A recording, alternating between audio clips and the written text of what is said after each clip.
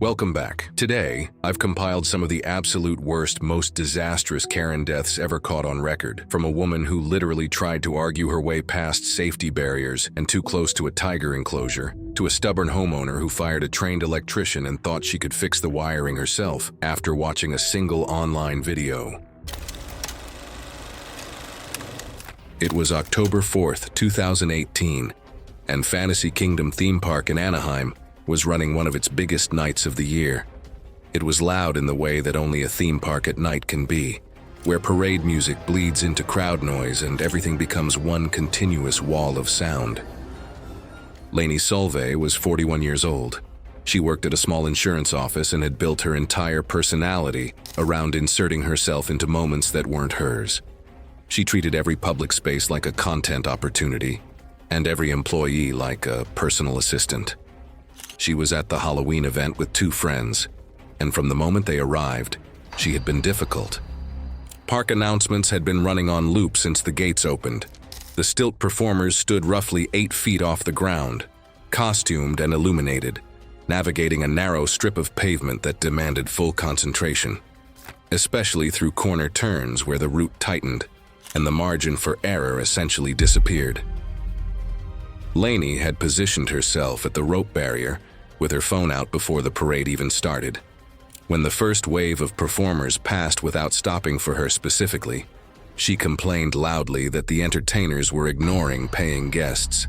When a stilt performer moved through her section without acknowledging her outstretched phone, she stepped in front of another guest to close the distance and was immediately redirected by a nearby staff member. She stepped back. She waited. She moved forward again. I've seen people act like the show should revolve around them, and honestly, it makes me uncomfortable. A parade isn't about one person's phone only, it's about everyone sharing the moment together. This happened twice. Both times, staff approached her directly. What she wanted was a close-up interaction with a stilt performer, on her terms, on her timeline, regardless of what the parade route, the rope barrier, or the staff around her had to say about it. And as the parade slowed, entering a corner turn, she decided she was done waiting for permission. She ducked beneath the rope barrier and grabbed a loose section of costume fabric near a performer's torso, pulling toward herself while holding her phone overhead with her other hand. But a stilt performer standing 8 feet off the ground mid-step has almost no tolerance for unexpected lateral force. The performer twisted sideways, trying to recover balance.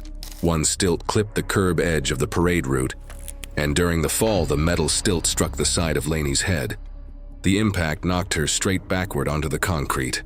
The back of her skull hit the pavement hard. Blood pooled beneath her head almost immediately. Staff shut down parade audio and lighting while emergency crews pushed through the crowd. The performer was pulled backstage through a service corridor, conscious but badly injured. She lost consciousness before responders reached her and was pronounced dead less than an hour later. Authorities classified the death as an accidental blunt force fatality. The parade was suspended for the rest of the night, and the park later introduced stricter physical barriers and increased staff presence along the route to prevent guests from breaching performer space.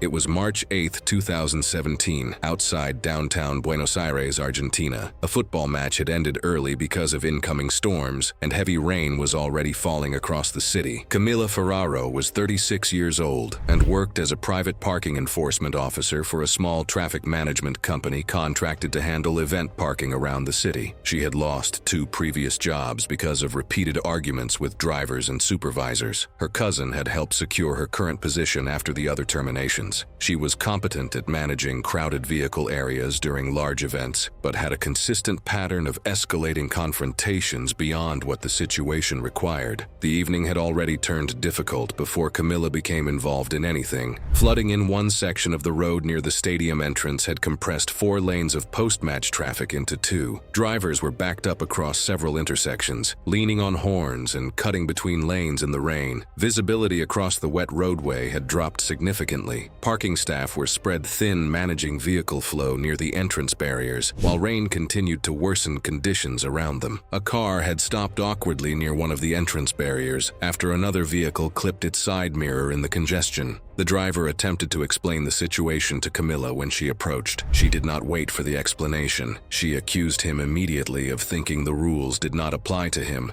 and warned she could have his vehicle removed if he continued arguing instead of cooperating. The driver stayed calm and tried again to explain. Camilla cut him off, treating the explanation as a personal insult rather than relevant information. She told him she was in charge of this entrance and that his excuses were wasting everyone's time. Two co-workers told her directly to leave the situation alone. One warned her twice specifically not to position herself between active lanes because visibility had become too poor for approaching drivers to see pedestrians clearly. When a coworker tried pulling her back from the lane, she snapped that nobody else there was doing their job properly. I've read a lot of these cases, and that response, telling the people warning you that they're the problem, shows up more than I had liked. Cars were still moving unpredictably through the rain on both sides of the barrier area. Camilla acknowledged neither warning and continued pushing the confrontation. She began demanding the driver step out of the vehicle entirely, insisting he was deliberately disrespecting her authority in front of other staff, which the driver never did.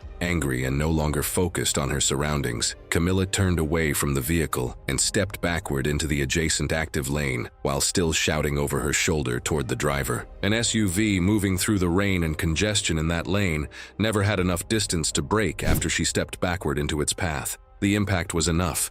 The impact threw her approximately 15 feet across the wet pavement. She landed near the lane divider beside the entrance barrier and did not get up. Traffic froze immediately as drivers ahead braked hard. Co-workers reached her within seconds. One radioed emergency services while another moved into the lane to stop approaching vehicles from entering the area. Rain continued falling across the roadway while staff worked to hold the scene. Camilla was still breathing when paramedics arrived, but was severely disoriented and unable to respond to questions. She was transported to a nearby hospital, where doctors discovered massive internal injuries, including severe internal bleeding, multiple fractured ribs, and a collapsed lung. Despite emergency surgery attempts, Camilla Ferraro died less than 2 hours later. The medical examiner recorded her cause of death as blunt force polytrauma with catastrophic internal hemorrhage. Investigators later examined braking distance, road surface conditions, and lighting at the point of impact. No criminal charges were filed against the SUV driver.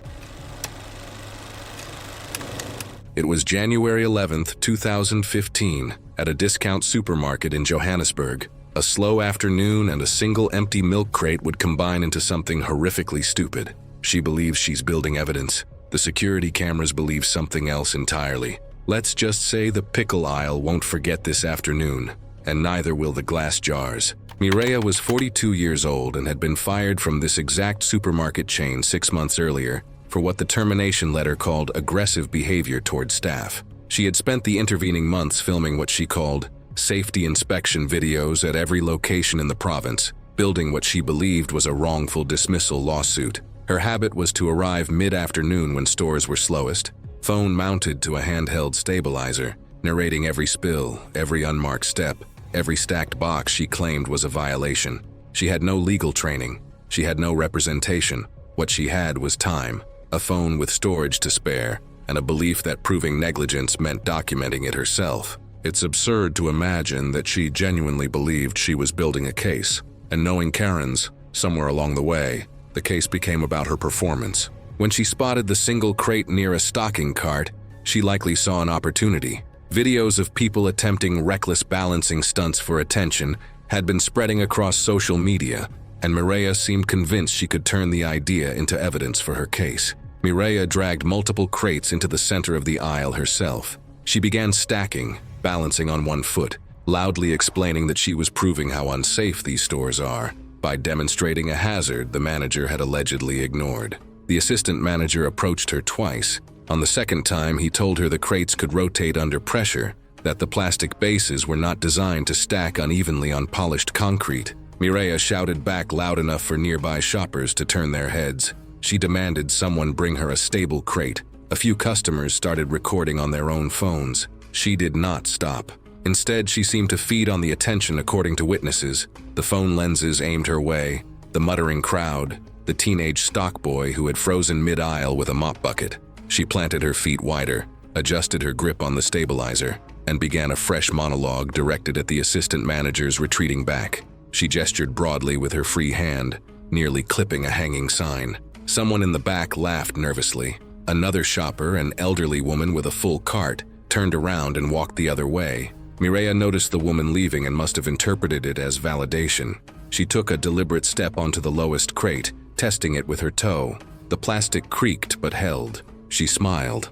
Not a happy smile, but it looks like the tight, victorious grin of someone who has decided that the next 10 seconds will prove everyone else wrong. That smile would be the last clear expression on her face. She shifted her weight to pose dramatically for her own camera, one arm raised, head turned toward the lens. The top crate twisted sideways, not instantly, but suddenly enough. She fell forward, directly toward the shelving. One hand jerked outward, too late to catch herself. The security footage later showed she barely reacted before striking the shelf edge. Her forehead struck the floor first. The impact split the scalp open instantly. Her face continued forward into multiple glass jars that burst under her body weight. A shopper standing less than 3 feet away said the blood came fast, spreading across the floor near her neck and jaw. Before she even stopped moving, she tried to speak. Several witnesses confirmed that. She made a wet, choked sound while lying face down among broken glass, then stopped trying. A cashier behind the nearest register called emergency services while another employee grabbed towels from the back and attempted to compress the bleeding near her neck. Help arrived in 14 minutes. She was transported and died during surgery that evening. The coroner's findings, in plain terms, were blunt force trauma to the forehead with associated skull fracture, deep lacerations to the face and neck from glass, and severe blood loss caused by damage to major blood vessels in the neck and jaw area. I've watched people turn grievance into spectacle before, but I don't think Mireya ever imagined she'd be the one bleeding on the floor of a discount supermarket. The store updated its customer conduct policy and instructed staff to intervene earlier in filming incidents within a week.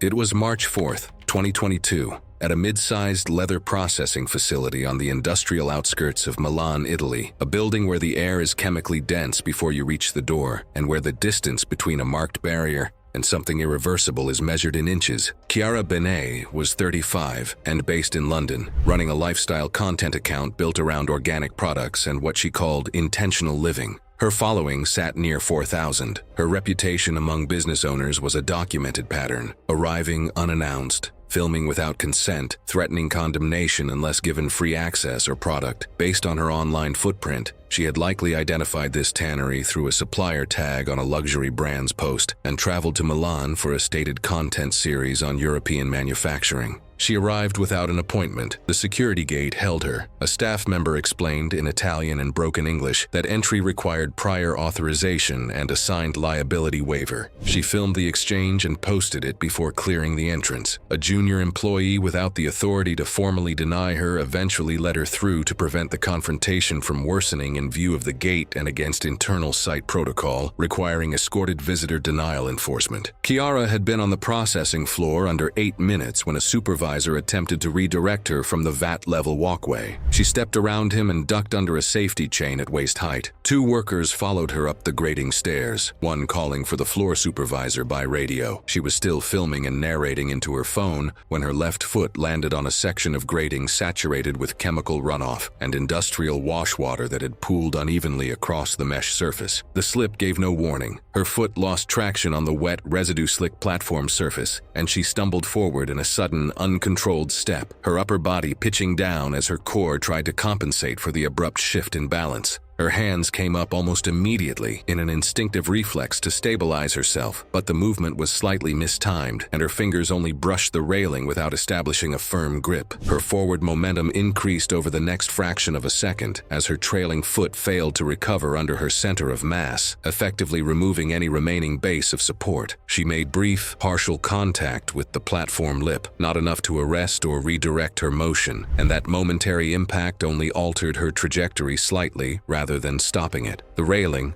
positioned above waist height, offered no effective catch point during the downward pitch. The fall developed as a single continuous movement, with no visible recovery attempt succeeding once her balance line had passed beyond the platform threshold. She fell in the vat. The two workers at the top of the stairs reached the railing within 2 seconds. One triggered the emergency stop alarm mounted to the railing post. The other ran to the shutdown panel at the base of the stairs. Neither entered the water. The surface agitated briefly from the initial disturbance and from the pressure shift caused by safety system activation beneath the platform. The mechanical circulation system ran approximately 4 more seconds before the shutdown reached floor-level components. Then, the surface settled into a flat, controlled stillness. The floor supervisor called emergency services at 11:14 a.m. A fire and hazmat team arrived at 11:51 a.m. Recovery required full chemical protective equipment and extended several hours into the afternoon. The coroner's report listed cause of death as chemical immersion fatality, consistent with acute exposure to industrial alkaline solution, causing severe chemical burns, rapid tissue destruction, and fatal systemic shock, with no medically supported conclusion of complete tissue dissolution or skeletal degradation in the immediate time frame described. Time of death was estimated at point of entry. The facility was suspended pending an occupational safety review.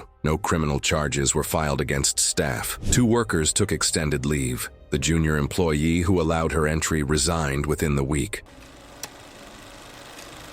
It was July 22, 2018, Calgary, Alberta, Canada. A public zoo on a warm summer afternoon. Families moved along the paths in both directions. The black bear enclosure sat along one of the main routes, fenced, signed, and built to keep a fixed distance between visitors and the animal inside. Cheryl Mason was 47. She worked as an office administrator and had spent the better part of the previous months buried in work that had ground her down. This trip was the first real break she had taken in a while. She trusted her own judgment and liked to feel in control of things. She had read before coming that American black bears were shy and non-confrontational, and had taken that to mean they were safe at close range if you stayed calm. A friend had told her that zoo animals were kept hungrier than they needed to be, and that the feeding rules were more about liability than actual risk. That stuck with her. When she reached the black bear enclosure, the animal was moving along the fence line in a loose pattern. She watched it for a moment and decided it was hungry. The way it was moving, coming toward the fence, it looked to her like something was looking for food. She opened her bag, took out a granola bar, and broke off a piece. The signs on the fence were right there. No feeding, no reaching through the barrier. She had seen them and kept walking toward the fence anyway. There was a corner seam where 2 fence panels met at a slight angle. The gap at that point was a little wider than the rest of the enclosure. Not broken, not a safety failure, just slightly wider than the panels on either side. Wide enough. She positioned herself there, leaned forward, and pushed her hand through the gap with the piece of granola bar held out toward the bear. The bear had already been drifting toward that section of the fence as she approached, tracking the food in her hand. 2 staff members saw it happen at the same time from different spots along the path. Both started moving toward her immediately. One of them called out for her to stop. Cheryl turned toward the voice with clear irritation on her face. She told him to relax, that it was just a small piece, and that the bear was clearly hungry. The staff member repeated the instruction, louder this time. Cheryl did not move her arm. She said she was not hurting anything and that they did not need to make a scene. She stayed leaned forward with her hand still through the gap while she was saying it, as though the conversation and the feeding were 2 separate things she could handle at the same time. She was still holding the granola out when the bear reached through. The grip on her hand and lower arm was immediate. The force behind it was not something she could pull against from where she was standing. Already leaned forward with her weight toward the fence and nothing to brace from. The bear tore through the soft tissue of her hand and forearm before it released, and staff reached her. They got to her within seconds and pressed down on the arm and tried to keep her stable while someone called emergency services. There was a lot of blood. Other visitors nearby had stopped and were not moving. Cheryl was taken to hospital. The injuries to her hand and forearm were severe. The damage to the blood vessels and surrounding tissue was too extensive. She did not make it. Cheryl Mason died in hospital from the injuries she sustained at the enclosure fence. She was 47 years old. The investigation afterward confirmed the feeding signs had been clearly posted and visible. Cheryl had gone to the wider gap at the corner seam and pushed her hand through in direct violation of the posted rules. Staff had called out a warning, and she had responded without pulling her arm back, staying in position at the gap long enough for the bear to make contact. No fault was found with the animal or the enclosure design. The zoo modified the corner seam spacing across its enclosures after the incident, so that the wider gap at panel joins no longer existed. It was July 20th, 2016, and the South Carolina coast was sitting under the kind of heat that makes everything feel slightly unreal. It was a busy summer, the kind of day where families pack into attractions shoulder to shoulder, and the noise never really stops. Malia Vesta was 38 and worked in retail sales, though she treated staff everywhere like they were beneath her. She complained over minor inconveniences, interrupted employees constantly, and acted like every rule was a personal attack. She arrived at the park with her sister and nephew, already acting like she knew the place better than the employees did. The tiger encounter was the whole reason she made the trip. She had seen clips online, guests crouching beside cubs getting close-up reactions, and she had already decided that she was going to get that shot, whatever it took. I get why she wanted that video.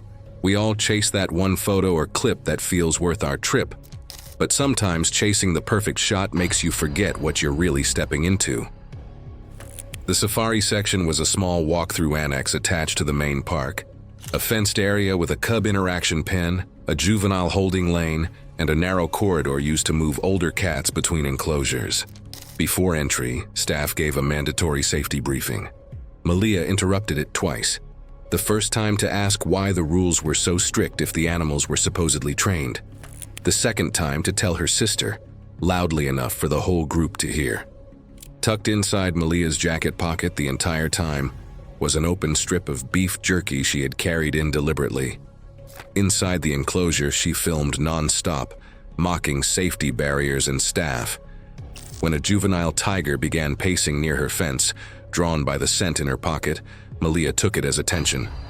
She waved her sleeve to hold it there and leaned over the divider, pushing her phone closer to the chain link.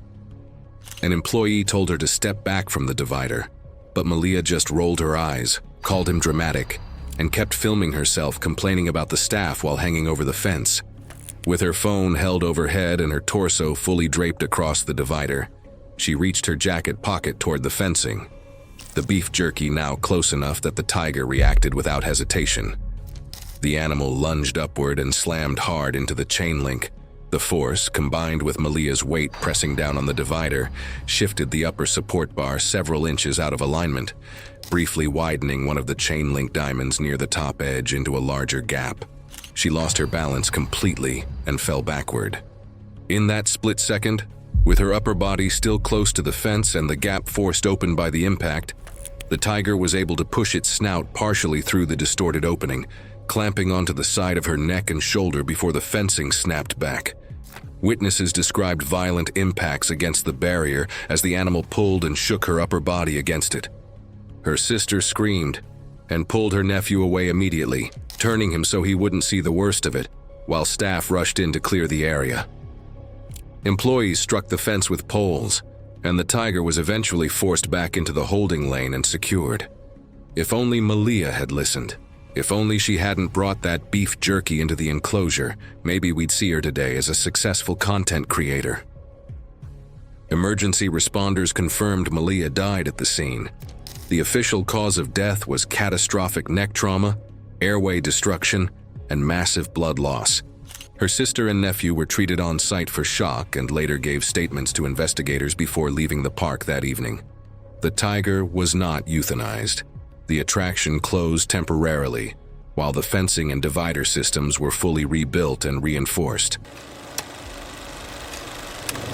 It was May 14, 2018, a Monday morning inside a 43-story office tower in downtown Seattle, Washington. Victoria Hale was 45 years old and worked as the executive operations director for a large financial consulting firm, occupying several floors near the top of the building. After briefly working in commercial property maintenance in her 20s, she built a corporate career around precision and high standards. Employees described her as intelligent and disciplined, but difficult to work around because she frequently criticized staff publicly over minor mistakes. That morning, she noticed visible streaks across several exterior windows, facing the conference rooms prepared for the investor meeting. The maintenance team had been working the upper floors since early morning. Strong winds had forced them to slow operations on the exterior suspended platform because gusts around the upper levels of the tower had already caused the platform to shift twice before noon. The crew explained this to Victoria directly. Victoria dismissed the crew's concerns and mocked them in front of nearby employees. She reminded everyone that she had worked around maintenance platforms herself years earlier and accused the crew of dragging out a simple task. The maintenance supervisor warned her that the platform was unsafe for anyone without current suspended scaffold certification. I find it interesting how a little past experience can make a person completely deaf to what someone with current experience is trying to tell them. Victoria demanded access to the platform anyway. The maintenance supervisor refused again, warning that she lacked the required suspended scaffold certification and had no harness or fall protection equipment. While the supervisor stepped away to contact building management, Victoria spotted the access gate had been left unlatched. The crew had propped it open while shuttling equipment in and out earlier that morning.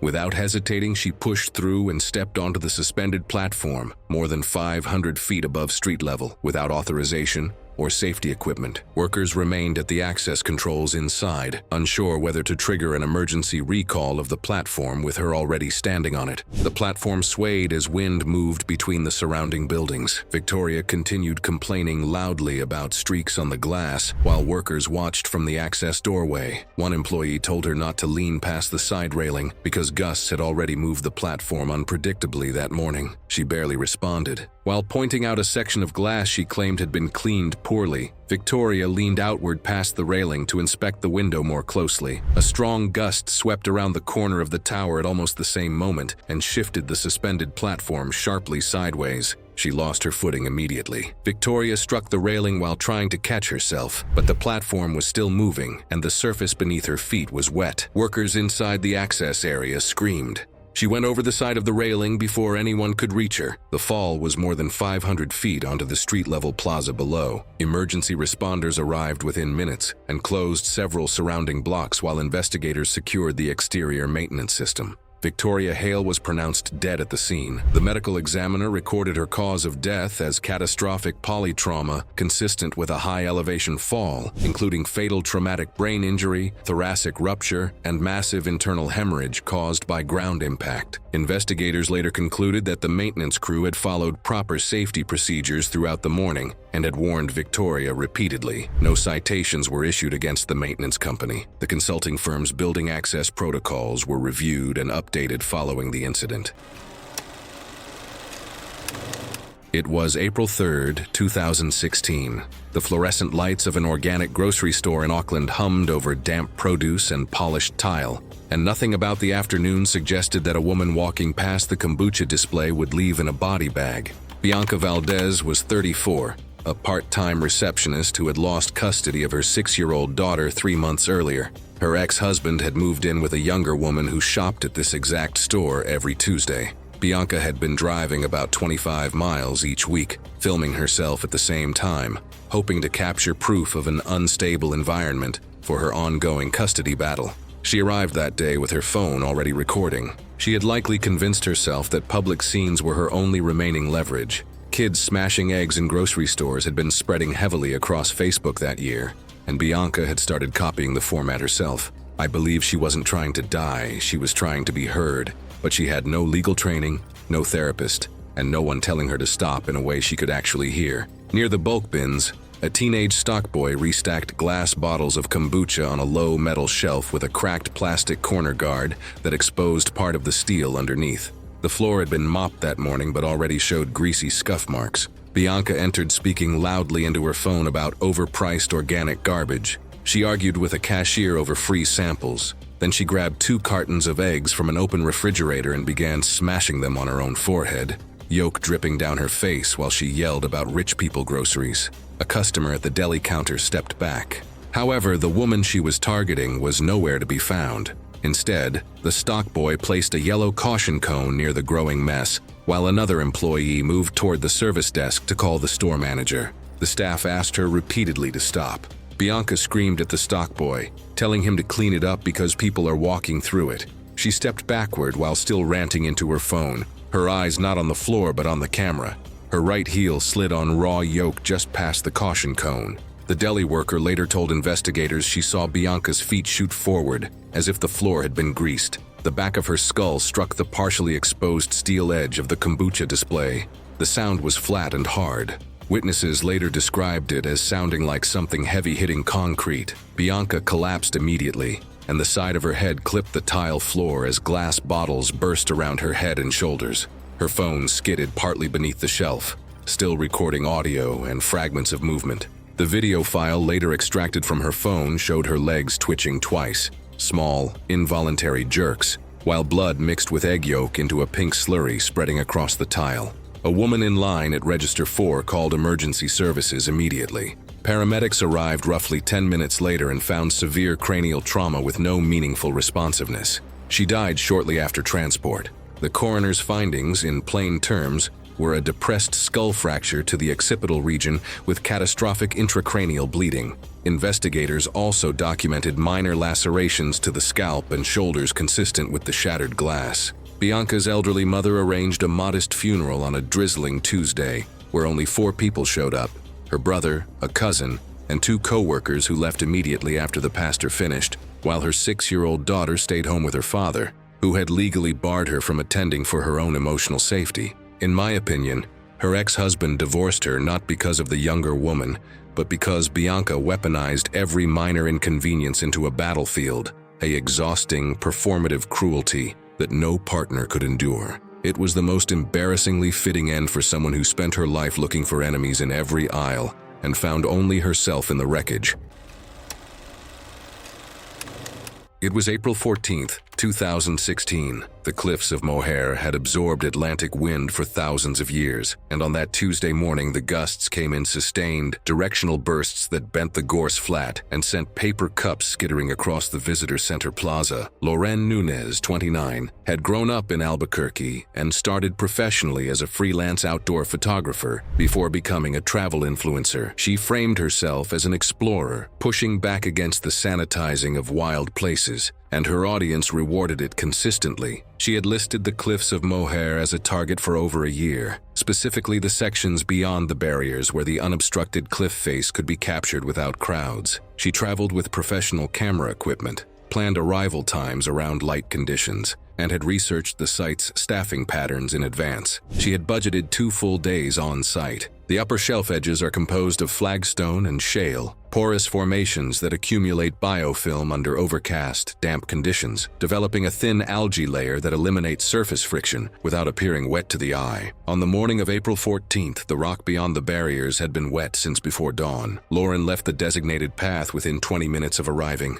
A staff member intercepted her and explained the zone beyond the barrier was closed due to wind. According to staff reports and multiple bystander accounts, she told him the barrier was designed for people who didn't know what they were doing, demanded to know under what legal authority she was being stopped, and told him the park was treating paying visitors like children. She said she had been to more dangerous places and nothing had happened. 2 additional staff members approached over the next 20 minutes and received the same. She filmed all 3 interactions. Tourists nearby had begun recording as well. She stepped over the waist-high barrier while still filming. She positioned herself on a natural rock shelf roughly 4 feet wide, approximately 15 feet past the barrier, sloped toward the ocean. She adjusted her footing once, then held her phone out to frame the shot. The site's weather station logged a 52-mile-per-hour crosswind gust along the cliff face at that moment. Her left shoe lost contact with the rock first. The slope angled her weight toward the edge as she tried to step right to correct. The correction failed. Her arms came up and out. She went backward, not over the face, but out, away from the cliff entirely, into open air. The fall covered approximately 600 feet. Witnesses on the path saw her body strike a rock outcrop roughly 200 feet below the cliff top. The impact produced a sudden, visible change in the body's direction and rotation before the fall continued. Several people who had been filming stopped at that point. The sound reached the footpath a fraction of a second after the visual. Wave action covered the surface within moments. Park staff contacted emergency services immediately. A Coast Guard unit arrived within 15 minutes, but sea conditions along the base of the cliffs delayed recovery for several hours. Her body was located and brought ashore that afternoon. Coroner findings noted massive blunt force trauma,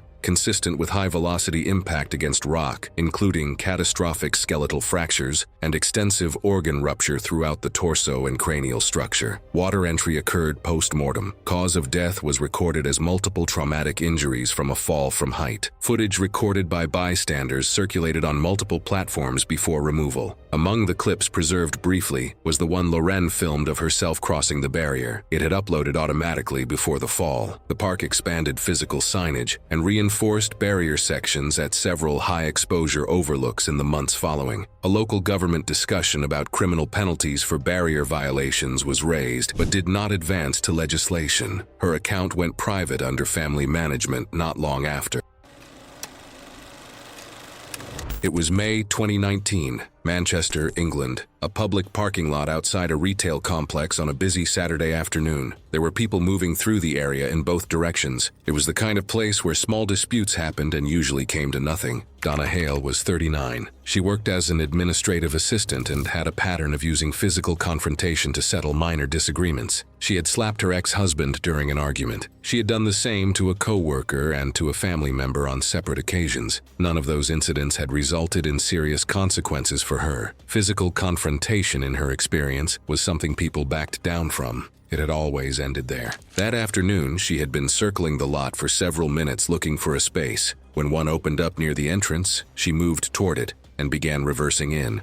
A man came from the opposite direction, pulled straight in from the front, and took it before she could complete the turn. He got out of his car, locked it, and walked toward the retail entrance without looking back. Donna got out and went after him. She caught up with him near the entrance and told him directly that she had been waiting for that space and that he had no right to take it. He did not respond. She told him he was not allowed to simply ignore her, that there were cameras in the lot and that she could report what he had done. He turned and tried to walk away. Donna positioned herself in front of him as if she had every right to stop him from leaving. He stopped, said nothing, and waited. Then he tried again. She blocked him a second time. A bystander nearby told her to leave it and let him go. Donna turned to the bystander and told him to mind his own business, that this had nothing to do with him. Then she turned back and kept going. What she did not know was that the man had recently been discharged from a psychiatric unit and was in the middle of adjusting his medication and treatment plan. He was not being passive out of weakness. He was actively working to stay disengaged. He had tried to remove himself from the situation more than once and had not been allowed to.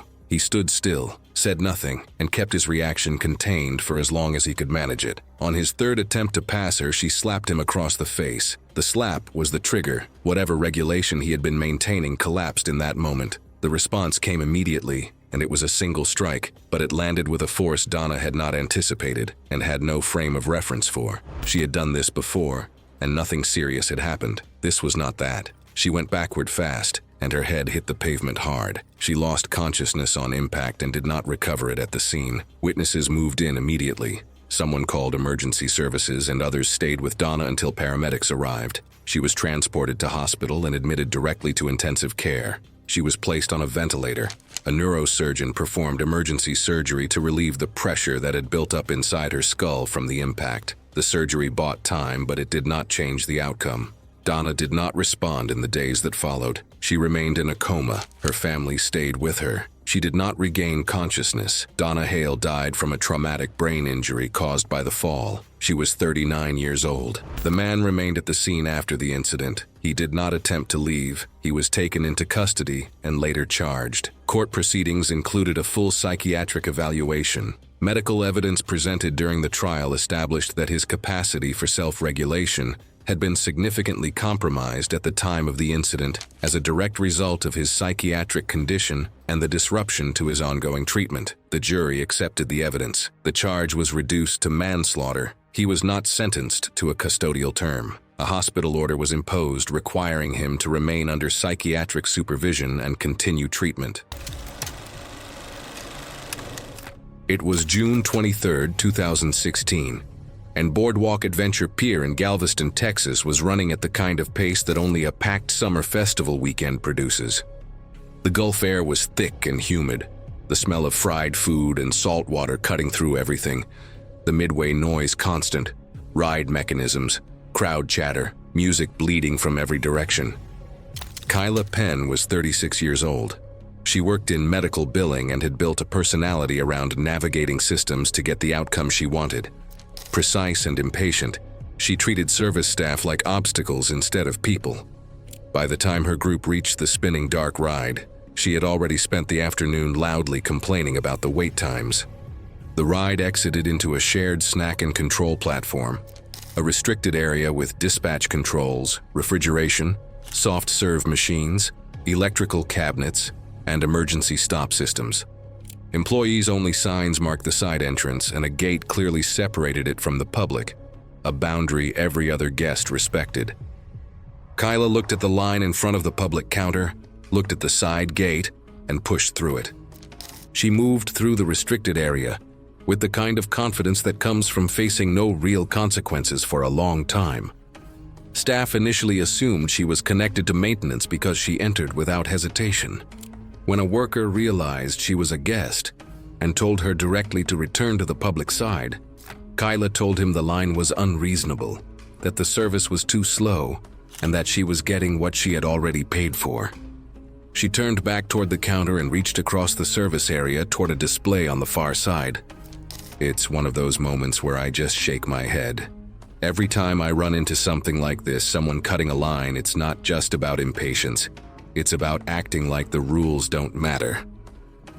Witnesses on the public side had already noticed her inside the restricted area and heard the exchange. Several had taken out their phones. As Kyla pulled backward from the counter, her sleeve caught the drip tray beneath a mounted soft-serve machine. The tray shifted and clattered loudly. She stepped back sharply. Her heel caught the edge of a floor mat that had shifted during the busy rush, and she lost her balance completely. The back of her skull struck the concrete floor, a single, immediate impact with the full weight of her body behind it. Emergency crews documented catastrophic blunt force head trauma and cervical injuries from the backward impact onto concrete. Witnesses reported Kyla briefly gasping before losing consciousness. She was pronounced dead shortly after arriving at a nearby trauma center.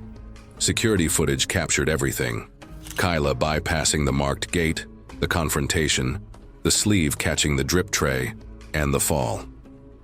Employees confirmed she had ignored direct instructions to leave. My takeaway for this story is simple: boundaries matter. Whether it's a gate at an amusement park or a line at a counter, those limits are there to protect you as much as they protect the system.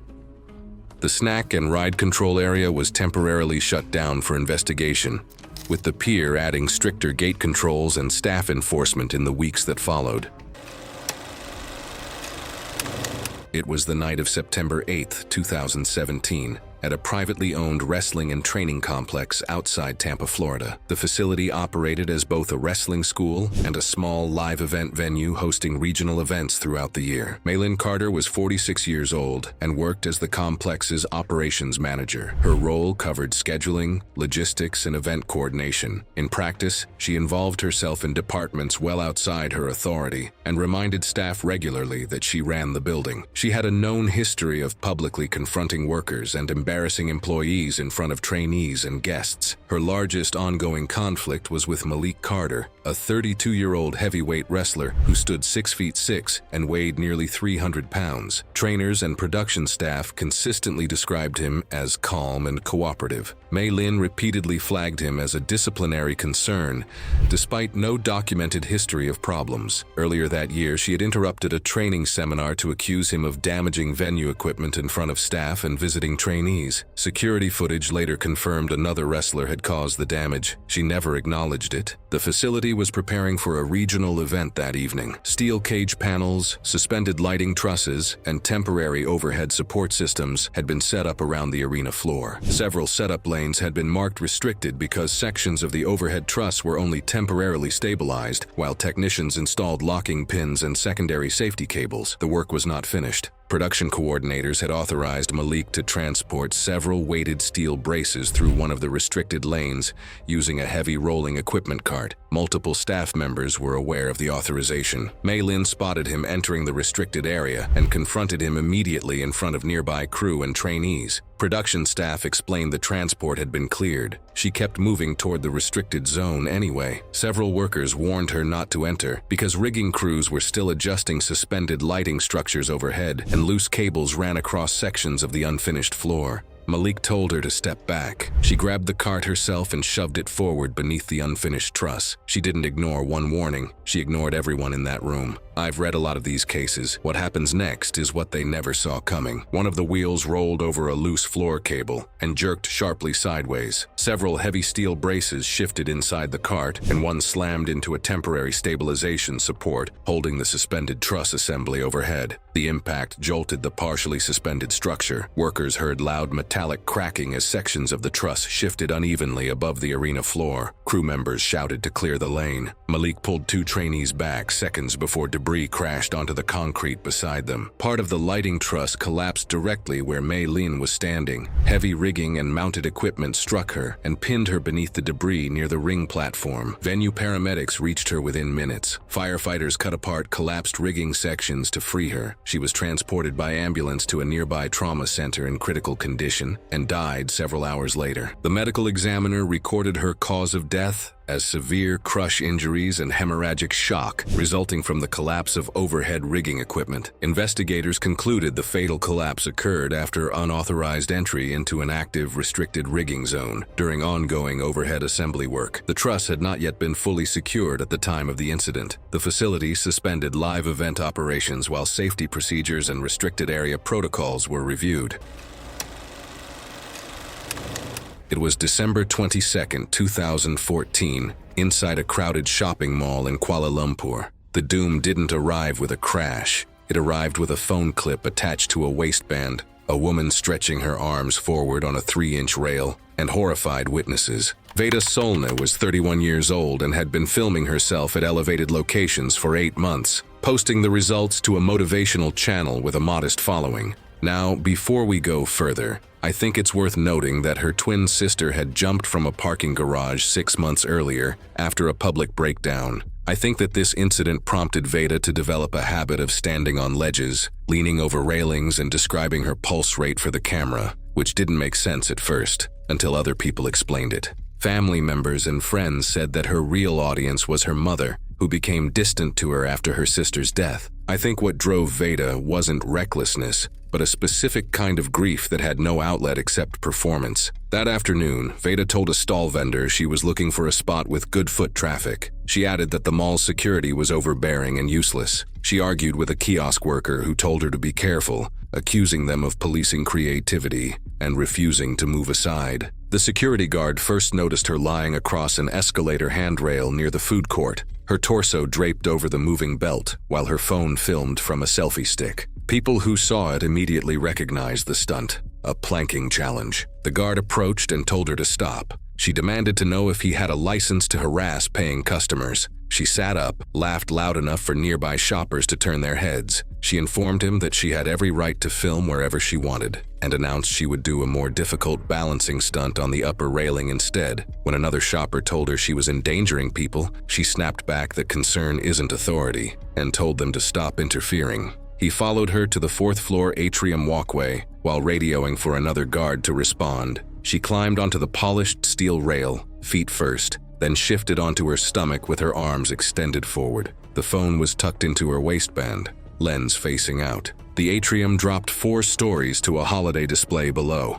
The rail was approximately 3 inches wide, brushed stainless steel cleaned several times a day by maintenance crews. Veda called down to the security guard who had radioed for backup. Several shoppers had already started backing away from the railing, while others yelled at her to get down. She attempted to shift her weight forward to reposition herself for the camera angle. Her left forearm slipped on the polished surface. Her hips rotated sideways. One of her legs briefly caught the edge of the rail before sliding free. Witness videos captured the slide first, slow, almost graceful, before her weight carried her completely over the edge. On the way down, she struck a 3rd-floor balcony rail with her ribs, then appeared to hit the side of her face against a 2nd-floor rail. The impacts produced 2 heavy metallic sounds audible on multiple recordings. She then hit a suspended holiday decoration frame, a metal star wrapped in tinsel, which bent under the force and slowed her descent before releasing her onto the Christmas display below. She landed inside a faux snow pit beside an animatronic Santa. Multiple witnesses reported hearing a loud impact when she hit the display platform. Mall security reached her first, within about a minute. A second guard began forcing bystanders away from the area, while another radioed mall management to stop foot traffic around the atrium. A bystander called emergency services at the same time. Ambulances arrived 9 minutes later through heavy holiday traffic, after mall staff had already begun basic first aid efforts. Death was pronounced shortly after arrival at a nearby hospital. The coroner's findings, in plain terms, were catastrophic internal injuries from blunt force trauma sustained during the fall, including a severe traumatic aortic injury, multiple rib fractures with lung perforation, and a basal skull fracture. The mall removed the holiday decorations the following morning. Footage from at least a dozen bystanders circulated across regional forums for several days before most major uploads were removed. The security guard submitted a statement and returned to his post at the atrium. I guess people need to make a living. I think about the sister who jumped 6 months earlier, and the mother who watched both of them disappear into the same need to be seen. Veda's channel was deleted within a week. It was June 18th, 2015, and the afternoon heat sat flat over the outskirts of Perm, Russia, where a municipal zoo had been quietly deteriorating for years. Maris Koval, 31, had not come to observe animals. She had come to film herself near them, and she would not leave the same way she arrived. Maris was Latvian-born micro-influencer and had spent several months living in Western Russia, steadily building a modest online following around what she called fearless living. Her content was consistent, safety warnings dismissed, restricted zones entered. She approached stray animals on city streets, walked through construction barriers, and narrated each act as evidence that fear was manufactured by institutions to control behavior. She had roughly 12,000 followers. She had no background in animal behavior, wildlife management, or anything adjacent to it. The zoo had been operating on a reduced municipal budget for over a decade. Concrete barriers along the big cat enclosures showed visible surface cracking. Warning signs had faded past the point of easy legibility. Fencing repairs were patchwork and inconsistent, leaving irregular gaps in sections of wire mesh. Maris began filming near the big cat enclosures, pointing her camera at the infrastructure and telling her audience the animals inside were misunderstood. She identified the gap between the outer barrier and the inner wire fence on camera and called it proof that posted warnings were theater. Several bystanders called out for her to stop. An older man moved toward a staff member near the path. Maris began a heated back and forth, gesturing aggressively, insisting that the zoo was overreacting, that the animals were harmless. She berated the man for wasting his time, challenged the staff member to prove her wrong, and ignored any attempts to reason with her. The conversation escalated as she leaned over the edge of the barrier, fingers pointed, voice rising, refusing to step back. She climbed over the outer barrier into the restricted buffer zone and moved to the inner wire fence. She crouched and extended her right arm through a wider section of the mesh. The tiger had been pacing the fence line for several minutes before this, likely due to the noise. The animal closed the distance in a single forward motion. Its jaws locked onto her forearm through the mesh, pressing the limb flat against the metal. The force of the initial impact drove her upper body into the fence. The tiger began moving its head side to side, a motion consistent with how large cats subdue and tear prey, applying simultaneous crushing pressure and lateral force. Blood reached the fence and the concrete behind her within seconds. Maris screamed once, sharply,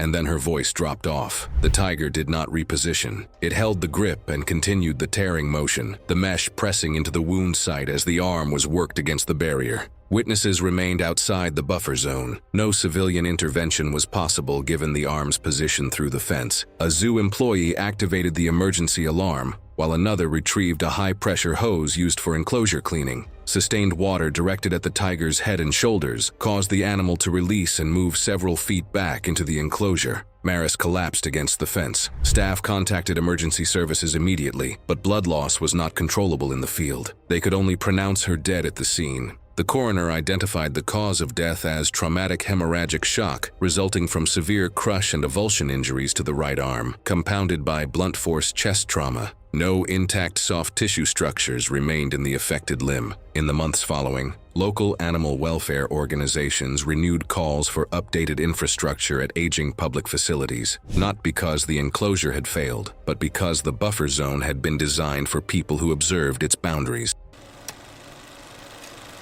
It was June 18, 2017, Perth, Western Australia, a residential home in a quiet suburb. The kind of house that looked exactly the way an interior designer would want it to look. Clean lines, good furniture, everything considered. Melissa's husband was due back that evening for his birthday and the house was ready for it. Almost. Melissa Grant was 39. She worked as an interior designer and had spent years developing a sharp eye for how things should look, and an equally sharp opinion about people who did not meet her standard. She had a particular dislike for being charged a premium by someone she felt was overstating the difficulty of a job. When a sparking wall outlet showed up that morning, she called an electrician. He came out, looked at the outlet, and gave her the price. She looked at him and told him directly that she had been in the design industry for 15 years, had managed entire renovation projects, and was not going to pay that figure for a job that any person with a basic set of hands could complete in under half an hour. She told him she hoped his next client was less informed. He did not argue.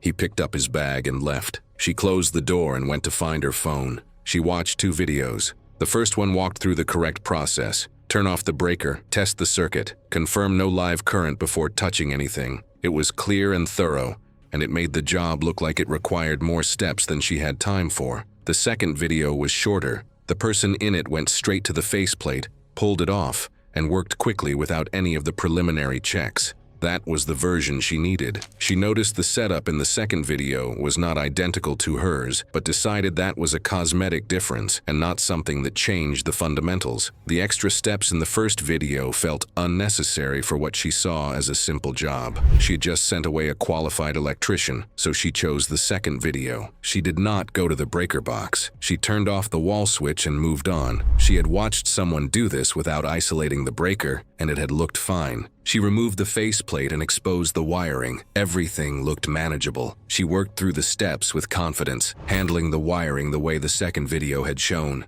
At some point, she registered that what she was looking at did not match the video. The layout was different in a way she could not immediately account for. She paused on it, then decided it did not matter enough to stop. Her husband was due home in a few hours. The wall switch she had turned off controlled the outlet's function. It did not isolate the circuit. The wiring behind the faceplate was live. When she made contact with the live conductor, the current passed through her. The current caused her muscles to lock and her hand did not pull back. The current kept moving through her and she had no way to break free of it. Her heart lost its rhythm and could not find it again. Her husband arrived home to find the house quiet and the lights on. He called out for her and got no answer. He found her on the floor near the outlet, the faceplate still removed and the wiring exposed beside her. She was not responsive. He called emergency services immediately. Paramedics arrived and worked on her at the scene, but she had been there for some time before he found her, and there was nothing that could be done. Melissa Grant was pronounced dead at the scene. The cause of death was cardiac arrest caused by electrocution. The review confirmed the breaker had not been switched off at any point. The wall switch had been turned off, but that does not isolate the circuit, and the wiring had been live throughout. Investigators noted she had registered a visible inconsistency during the repair and continued anyway. The electrician she had turned away was contacted during the review. His quote had been standard for the work involved. It was April 8, 2018, at a coastal adventure resort in the Outer Banks of North Carolina, and the weather along the dunes looked deceptively calm from the beach below. The sky stayed mostly clear, temperatures hovered in the low 70s, and steady Atlantic wind rolled across the shoreline hard enough to kick sand against the wooden viewing platforms. 47-year-old Sheena Draffin arrived at the resort for a tandem paragliding attraction, a trip she had planned herself as a solo getaway, and a chance to finally do something bold after months of routine. She'd booked the activity days earlier after watching multiple videos, telling coworkers she wanted something that felt controlled but still impressive. She worked in event coordination, a job that had shaped her into someone used to managing situations and correcting others. Guests later said she treated every instruction as negotiable, interrupting staff, citing online tutorials, and growing irritated when corrected. The mandatory briefing covered landing posture, harness position, emergency commands, and how dangerous sudden weight shifts could become during descent. Witnesses later said Sheena repeatedly talked over the instructor, while insisting many professionals overcomplicated simple activities. At one point, She reportedly mentioned that tandem setups were basically guided and that she only needed to stay relaxed, reinforcing her belief that precision wasn't as critical as the staff made it sound. A few guests eventually stopped asking questions entirely because she kept inserting herself into the briefing. During equipment checks, staff tightened her harness several times after noticing she had loosened the straps again. She complained they felt restrictive and uncomfortable. The instructor warned her directly that the harness needed to stay secure and that she had to remain centered during landing no matter what happened near the ground. Sheena pushed back again, insisting she needed more freedom to move naturally during landing. The launch itself went smoothly. Tourists standing on the beach filmed several gliders drifting above the dunes while the surf rolled in beneath them. For most of the flight, nothing appeared wrong. Witnesses later said Sheena even appeared relaxed and conversational mid-air, reinforcing the impression that she felt completely in control of the situation. About 12 minutes later, the tandem pair started descending toward the designated landing zone near the packed sand beside the shoreline. Wind conditions near the dunes had become rougher by then, forcing the instructor to make repeated brake corrections to keep the canopy aligned. Several witnesses later reported hearing the instructor shouting repeated landing commands as they dropped lower. Instead of following the instructions, Sheena tried repositioning herself upright before the landing sequence finished. Witness footage later showed her shifting sharply sideways inside the harness while extending her legs unevenly. That movement wasn't random. It matched the posture she had earlier implied was more natural, something she seemed to trust more than the instructor's timing. That movement happened during a correction turn, just as a strong coastal gust partially collapsed one side of the canopy. The wing twisted immediately. Beachgoers recorded the paraglider entering a rapid descending spiral roughly 80 feet above the sand. The instructor attempted emergency corrections, and the canopy partially reopened, but there was no longer enough altitude left to stabilize the descent fully. The pair slammed into packed wet sand near the surf line, hard enough for people nearby to hear the impact over the wind. Sheena absorbed most of the force head first, after slipping partially out of proper landing posture. Responders documented catastrophic chest trauma, spinal fractures, and severe head injuries. She was pronounced dead at the scene. The instructor survived with multiple broken ribs and a shattered ankle beneath the collapsed canopy. This mindset feels familiar. Most people have ignored instructions before because they assumed they already knew better. Investigators later inspected the canopy, harness system, and flight equipment and found no mechanical failure. Helmet camera audio recovered from the instructor confirmed repeated corrective commands during the descent. I think the biggest thing this story reminds people is that confidence is not the same as experience. In situations where safety depends on timing and trust, ignoring trained instructions for the sake of pride can close the window for survival very fast. It was July 13, 2019, a Saturday evening during an intense summer heat wave outside Chicago, Illinois. Two nearby salons had closed earlier that day after their air conditioning failed, sending a surge of walk-in customers into the hair studio. By evening, every chair was occupied, and staff were struggling to keep up. Lauren Cassidy was 34 years old and worked as the salon's senior color specialist. She was skilled enough that wealthy clients booked appointments with her weeks in advance. The salon depended heavily on her, and Lauren knew it. She openly favored customers who arrived wearing designer clothing or expensive accessories and pushed everyone else toward junior stylists without apology. Co-workers had complained about her behavior repeatedly over the years. Management absorbed every complaint quietly because Lauren generated too much revenue to discipline seriously. The salon floor had been deteriorating throughout the day. Hair clippings, water, and conditioner had accumulated across the tile near the shampoo and rinse stations throughout the afternoon rush. Employees had warned each other repeatedly to move carefully around the wash area. Earlier that afternoon, one assistant had nearly fallen while carrying towels after sliding near the sinks. Around 5:30 p.m., an older woman in inexpensive clothes approached the front desk and asked whether Lauren could fit her in for a quick color treatment before an anniversary dinner. Lauren looked at her briefly and told reception to give her to somebody else because she was too busy for discount jobs. The woman heard the comment directly. An argument started near the reception counter while clients nearby turned to watch. Finally, she decided to do it.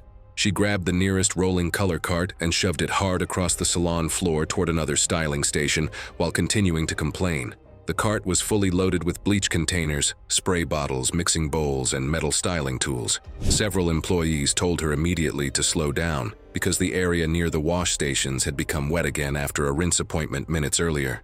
Lauren ignored them and kept pushing. As the cart rounded the corner near the shampoo area, one wheel skidded through a patch of water mixed with loose conditioner on the tile. A second wheel caught briefly against uneven grout between tiles. The cart twisted sideways and jerked hard against her grip. Lauren's momentum carried her backward across the wet floor before she could correct her footing. The cart overturned beside her as bottles and metal tools crashed loudly across the tile. I want to be honest. She didn't slip on someone else's problem. She pushed a fully loaded cart straight into it. What came next was inevitable. She fell backward and struck the rear of her head directly against the hard stone corner of a nearby styling counter. The impact was forceful and immediate. She collapsed onto the floor and did not get up. Then an employee screamed for someone to call emergency services. Paramedics arrived and transported Lauren to a nearby hospital. She did not regain consciousness. Lauren Cassidy died later that evening. The medical examiner recorded her cause of death as acute epidural hemorrhage following blunt head trauma. The studio was closed that evening, pending investigation, and received citations. It did not reopen under the same ownership. It was June 5, 2013, inside a convenience store in Dublin, where a dispute over a 50-cent chip became the last argument a woman ever had. The security footage would later show the open bag, the phone recording, and the moment her confidence became her final mistake. Corus Goldenstein was 40 years old and worked temp office jobs, frequently calling in sick and showing up late when she bothered to show at all. Employees at several nearby stores already recognized her by name. She had built a reputation on refund disputes, and she treated customer service counters like a stage. Very classic Karen traits. That afternoon, she had nothing planned beyond proving a point about a 90-cent bag of imported chili chips from a social media challenge. She purchased the chip, opened it immediately at the counter, and began recording herself on her phone while ranting about fake spicy marketing and false advertising. She took her first bite mid-sentence. Her eyes snapped wide. However, you might think she would be backing out after that. But after eating half, she demanded a refund. She said the chip tasted like cardboard, her voice already hoarse, her tongue darting out to lick her lips. The clerk refused due to the opened packaging policy. This angered her. Chorus became louder. She was panting now, tiny coughs escaping between shouts. Her voice carried across the store. Her face had gone blotchy red. She wiped her upper lip with the back of her hand. She accused the cashier of consumer fraud loud enough that a woman near the drink cooler stopped browsing to watch, and for whatever reason, Chorus shoved the remaining half into her mouth while still holding the phone toward her face. She chewed twice, then froze. Her eyes watered. A low groan came out of her as she grabbed the edge of the counter. Within minutes, witnesses noticed her coughing. Not a single cough, but a repeated, harsh series of them. Several customers later told investigators she appeared unable to catch her breath between sentences, but she kept insisting she was perfectly fine and that the store needed to refund her for the bad chip. And then her face reddened rapidly, then deepened toward purple at the lips. Her voice reportedly became raspy and strained within seconds. I think she believed she could talk her way out of a physiological response, and that belief bought her about 2 minutes she didn't have. She suddenly collapsed against a refrigerated drink cooler, knocking glass bottles loose in a clatter that made several customers step back. Witnesses described strained wheezing, high-pitched, then guttural, as her breathing became shallow and erratic. Her phone clattered face down on the tile, still recording. One customer reportedly yelled asking whether she carried an EpiPen, but nobody found one before paramedics arrived. The clerk called emergency services immediately after a woman near the counter recognized Chorus from previous incidents and shouted that she carried a severe allergy to a dairy-based seasoning ingredient commonly found in imported spicy snacks. Ambulance crews arrived in 8 minutes and administered epinephrine at the scene, but oxygen deprivation had already become critical. She died later that night at the hospital. The coroner's findings, in plain terms, indicated acute anaphylactic shock with airway obstruction following exposure to a dairy-based allergen contained in the imported chips,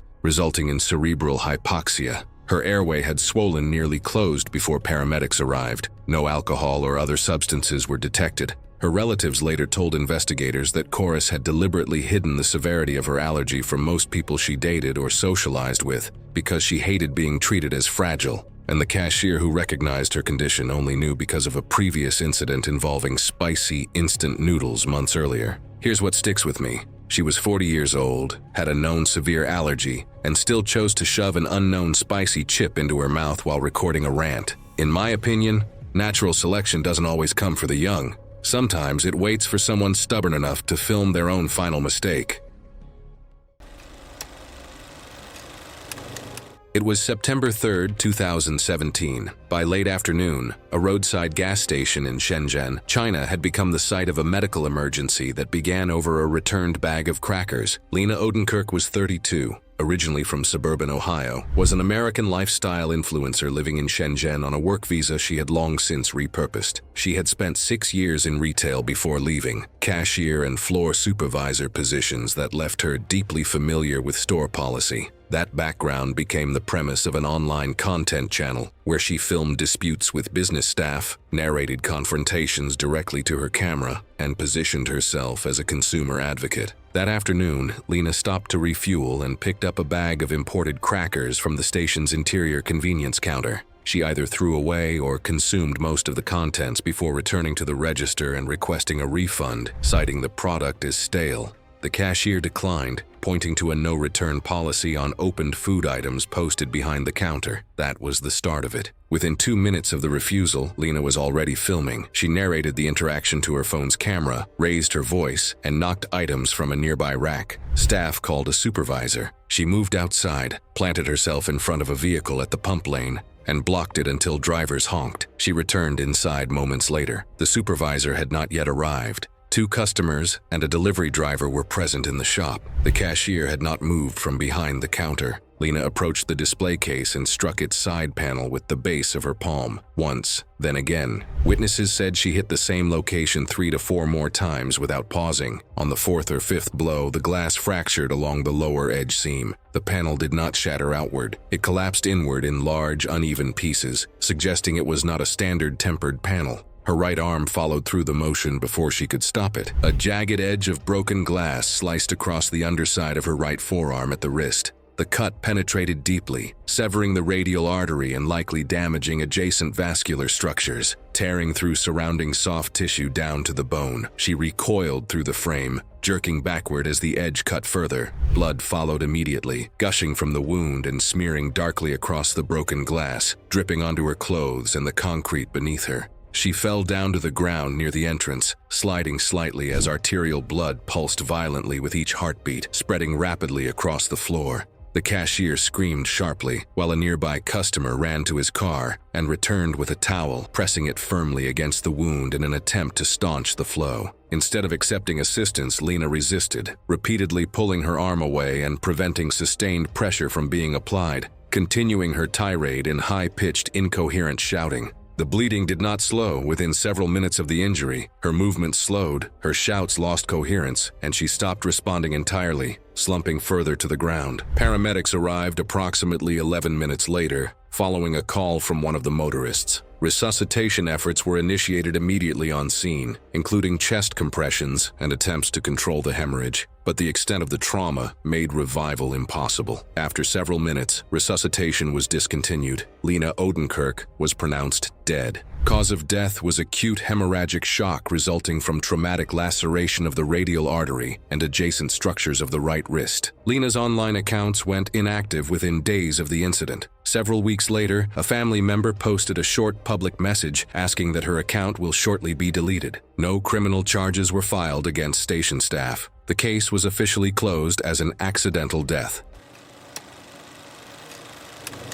It was January 21st, 2018, Gold Coast, Queensland, Australia, an amusement park on a busy summer morning. The roller coaster used a standard chain lift system with lap bar restraints. It was one of the most popular rides in the park and had run without serious incident for years. Vanessa Clark was 36. She worked as an event planner and cared deeply about how she appeared to others. Her social media was carefully maintained, and she treated every outing as a chance to capture herself in the right light. She had recently finalized a divorce and chose to spend the day at the park alone to mark the occasion.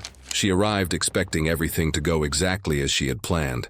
Her behavior towards staff started at the first ride. The queue was long, and she asked to be moved to the front. She said she had paid for a full-day ticket and did not see why she should be treated the same as everyone else in line. When the staff declined, she asked for a supervisor. The supervisor gave the same answer. She criticized the system, saying other parks handled it better, then walked away, still talking. At the roller coaster, signs at the entrance clearly prohibited selfie sticks and loose items. The ride operator repeated the rules out loud before boarding. Hands inside, stay properly seated, keep the lap bar down at all times. When asked to store her bag, Vanessa brushed it off. Confident she already knew how rides like this worked, she stored the bag but kept a small, collapsible selfie stick concealed along her side, out of the operator's direct view as she took her seat. When the operator moved along the car to check restraints, he performed a quick visual pass, confirming each bar appeared locked without applying additional pressure. Vanessa pulled the lap bar down once until it clicked and gave a brief nod before he reached her fully.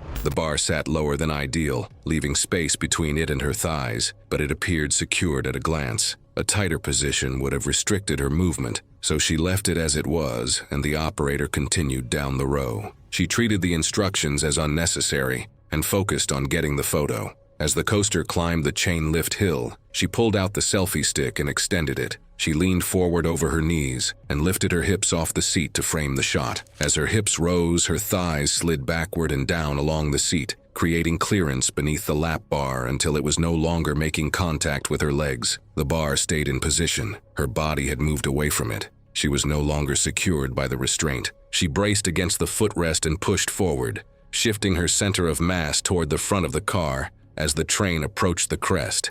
As the train crested, her weight reduced against the seat, removing the last resistance keeping her in position. The nose of the car tipped down sharply into the descent. The forward rotation her own push had already started combined with the pitch of the drop. The lap bar was at her midsection, and her legs were no longer behind it. As the train tipped over the crest and began its descent, she was carried forward over the bar and out of the car. The coaster finished its run and stopped at the end of the circuit. Passengers got off and told staff what they had seen during the ride. Park staff responded immediately, and emergency services were called. Vanessa Clark was found on the ground below the track at the point where the descent began. She was alive, but unresponsive. Paramedics stabilized her at the scene, and she was transported to hospital where she underwent emergency surgery. She did not regain consciousness. Vanessa Clark was pronounced dead 18 hours later from traumatic brain injury and internal bleeding consistent with the fall. Investigators determined that Vanessa had deliberately left the bar with slack and had not followed repeated safety instructions given before departure. The park introduced mandatory lap bar checks before departure and tightened its loose item policy across all major attractions. It was May 1st, 2018. And Pigeon Forge, Tennessee was deep into spring festival season. The theme park sat against the edge of the Smoky Mountain foothills, the Midway busy, the smell of kettle corn drifting through the afternoon air, families moving between rides in every direction. Brenna Whitlock was 34 years old. She worked at a boutique clothing shop. And if you've ever met someone who treats their personal aesthetic like a moral position, you already have a sense of who Brenna was. She had strong opinions about what people wore, stronger opinions about anyone who tried to tell her what she couldn't wear, and a habit of turning minor inconveniences into public confrontations. She arrived that day in a flowing maxi dress extending well past her calves, a garment she had almost certainly chosen deliberately, because Brenna was the type who treated dress codes as discrimination, and said so whenever one applied to her. She had come to the park to celebrate a recent promotion at work, a milestone she framed as proof that staying unapologetically herself always paid off. I guess girls will always be girls. Sometimes it's the clothes that light them up. There's just something about the right outfit that makes them feel seen, confident, and a little untouchable. The spinning pendulum was one of the park's standout rides, a massive gondola that whipped riders outward while swinging in a broad arc above the concrete midway, climbing nearly 40 feet at its peak. Safety rules were impossible to miss. posted at the queue, repeated at the loading platform, and reinforced verbally before every cycle. When an attendant stopped Brenna at the queue entrance, she told him the rule was discriminatory against women who chose not to wear pants. He explained the mechanical reason. She told him the explanation was only an excuse. She put the poncho on. She walked through the gate.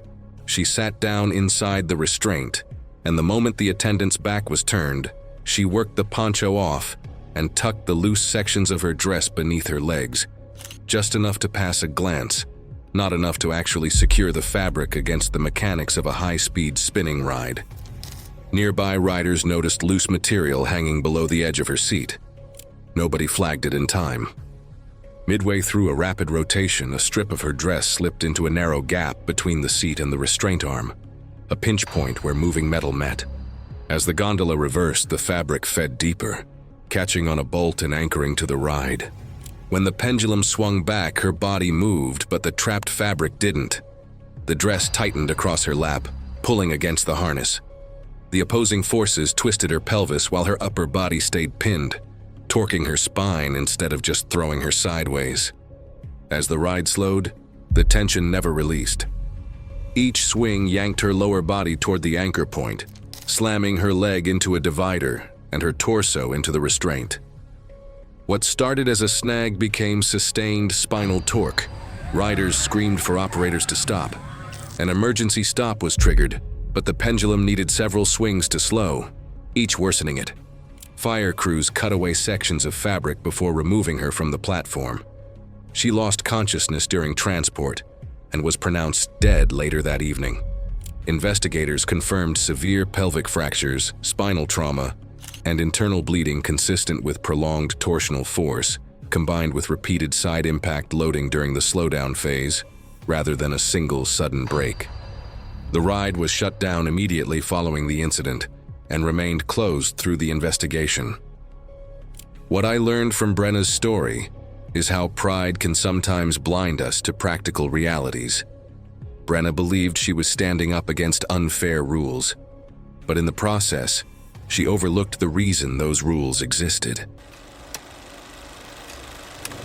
It was November 6, 2019, a Wednesday night inside a UPS distribution facility outside Louisville, Kentucky. Severe weather delays earlier that week had pushed thousands of additional packages through the overnight sorting system, and the warehouse had not caught up.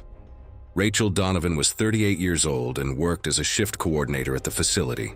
A divorced mother of 3, she had moved to Kentucky 2 years earlier and worked several warehouse jobs before joining UPS and moving into a supervisory role. Management valued her for keeping production moving during difficult shifts, but many workers disliked her, and co-workers had previously raised concerns about her approach to safety procedures. The facility used tall rolling metal cages to hold oversized shipments, awaiting outbound sorting. Employees were trained not to overload the cages because uneven stacks could shift without warning, especially across uneven flooring. Workers were also instructed not to reorganize unstable overloaded cages alone, though those guidelines were often ignored during backlog periods to keep freight moving. Rachel considered most of the safety rules unnecessary. She regularly pressured employees to stack cages higher during busy nights instead of waiting for additional empty containers. Earlier that same shift, a worker had quietly flagged several cages near the rear overflow storage area as unstable because heavy packages had been stacked unevenly near the top. Rachel told the employee they were wasting time worrying about boxes and moved on. That employee had flagged those exact cages. I keep thinking about what that conversation felt like for them afterward. By around 1:30 a.m., most workers were concentrated near the outbound conveyor belts and trailer loading sections at the front of the warehouse. The rear overflow aisles were receiving far less foot traffic during the overnight rush. Rachel walked alone into one of the rear overflow aisles, where several overloaded rolling cages had been left waiting for transport. She stopped beside one of the taller cages and began attempting to pull a large, heavy parcel loose from an unevenly stacked section near the middle of the load. The cage had not been secured against movement and was sitting on slightly uneven flooring between 2 neighboring metal containers. As she pulled the parcel outward, the uneven stack shifted forward without warning. Several large packages dropped at once from the upper section of the cage, striking Rachel across the upper body and driving her backward into the neighboring metal container behind her. The impact knocked her off her feet. More parcels collapsed into the narrow aisle as she fell, pinning her against the metal container. The aisle was only about 4 feet wide, leaving almost no room to escape. The warehouse floor noise was loud enough that the collapse went unheard by employees working near the active conveyor sections further inside the building. A worker entered the rear overflow aisle sometime later, searching for empty cages, and found packages scattered across the floor beside the partially collapsed container. Rachel was discovered pinned beneath part of the fallen load and was unresponsive. Emergency responders were called immediately. Paramedics arrived within minutes, but Rachel Donovan was pronounced dead at the scene. The medical examiner ruled her death was caused by severe crush injuries during the load collapse. Investigators found the cage had exceeded facility weight limits, and the company later updated its backlog procedures. It was October 9, 2019, in a commercial district of São Paulo, where a 6-lane intersection during rush hour became the stage for a woman who believed the law was on her side. The footage would later show a silk scarf tied around her head, a phone held outward in front of her, and the last clear image of her stepping off the curb. What happened next took less than 4 seconds. Lyris Dane was 37 years old and led a hyperlocal Facebook group of São Paulo pedestrians, which had grown to 800 members who documented traffic violations across the district. She had no legal training, but her persistence had caught the attention of a city councilman who had privately discussed bringing her on as a contracted community advisor if she could prove a specific intersection was demonstrably lethal on video. Her morning routine had become ritualistic: coffee, reviewing member-submitted clips, and planning her next documentation outing. The blindfold was her own idea, born from likely watching people do the Bird Box challenge. She likely believed visibility would force compliance, and adding a viral challenge would expand the cause. The scarf was silk, purchased at a market stall 2 days earlier. She didn't tell the councilman about that part. That afternoon, she had planned to film herself crossing at the crosswalk against the light, prove that cars would stop, and walk away with the evidence. I personally think that Lyris had spent so long arguing about traffic rules that she forgot traffic involves real physics. The crosswalk she chose spanned 8 lanes, including turn lanes, and the pedestrian signal had been red for several seconds when she stepped off the curb. She stepped onto the asphalt with the blindfold already tied, one hand gripping her phone like a scepter, the other gesturing wildly at the first driver who honked. The driver rolled down his window and shouted for her to get back, but she responded by pointing at the signal post as if lecturing him on violations she could not see. She demanded that drivers respect the pedestrian authority and motioned as if she could summon an official supervisor for the intersection itself. Her mouth opened wide, forming a shape that witnesses would later describe as a scream, not of fear, but of outrage. She turned her head toward the sound, even though the scarf covered her eyes, and shook her phone in the direction of the noise as if she were scolding a disobedient child. The Bird Box challenge had given her permission to be reckless, but her posture suggested she believed the reckless part belonged to everyone else. She took another step, and another, her chin lifted, her free hand chopping the air in a motion that said stop. By the time she reached the second lane, 3 more horns had joined the first, creating a dissonant chorus. She snapped her head toward the nearest engine sound and shouted back at traffic as though the noise itself were a personal accusation, escalating the confrontation instead of retreating. A delivery van ahead of her braked hard, and she responded by speeding up her walk, as if the van's caution were an admission of guilt. The blindfold never slipped, her phone never lowered. She was not crossing a street. She was winning an argument, and the physics of 6 lanes of rush-hour traffic had not yet submitted their rebuttal. The sedan in that lane slammed on its brakes, its front end dipping sharply. The van clipped Lyris at hip level while still moving forward. Witnesses later described the impact as a hard thump, not a crash. Her body spun sideways, one arm flailing, the phone arcing into the median strip and landing face up near the curb.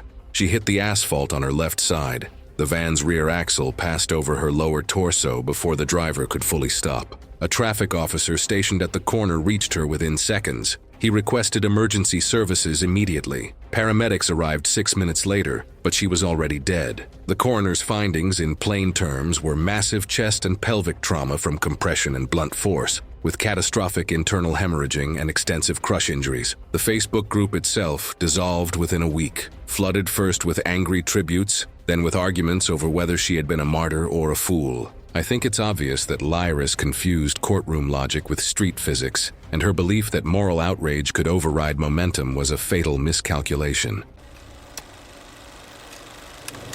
It was February 19th, 2021, on a red dirt trail system carved through coastal scrubland northeast of Byron Bay, Australia, and by the time anyone understood what had happened, Britta Solon was already dead. Britta was 29, based in Melbourne, and ran a wellness-focused social media platform built over 4 years through confrontational content. Her brand was refusal of liability forms, of institutional rules, of what she regularly framed as corporate overreach in ordinary life. She had documented disputes with service workers across 3 countries, each one packaged as a personal victory. She arrived at the rental operation that morning with a camera rig already mounted to her chest. At the counter, she argued for nearly 10 minutes over the helmet requirement, told the staff it was illegal to compel a paying customer, demanded the employee's full name, and threatened a 1-star review. The staff held firm. Under direct supervision, she initially put the helmet on, then removed it before leaving the property after the requirement was reiterated. The helmet was later recovered, clipped to the rear cargo rack, unused, with the chin strap still at its factory setting and never adjusted. Witnesses confirmed an open can of alcohol sat in the front storage basket at the time of the incident. There was no documented observation of her consuming alcohol at the facility, and staff reported only noticing the container during post-incident review. A kangaroo in the mid-distance drew her attention. Witnesses roughly 80 yards away described her appearing to angle the quad toward the animal, though they were not certain she was actively accelerating hard in pursuit. The animal itself was already moving laterally across open scrub, intermittently pausing and then bounding again, which may have contributed to the perception of a target being tracked, rather than a casual pass through the area. The front wheels reached an eroded shelf before she had any reason to expect it, a drop of roughly 18 inches below track grade, concealed by dry grass and uneven shadowing from the late light. The transition was not marked by any visible change in soil color or surface continuity, making it effectively indistinguishable at approach speed. The front axle caught abruptly as the tires lost uniform contact with the ground. At speed, the forward momentum continued over the pivot point, compressing the front suspension fully in a fraction of a second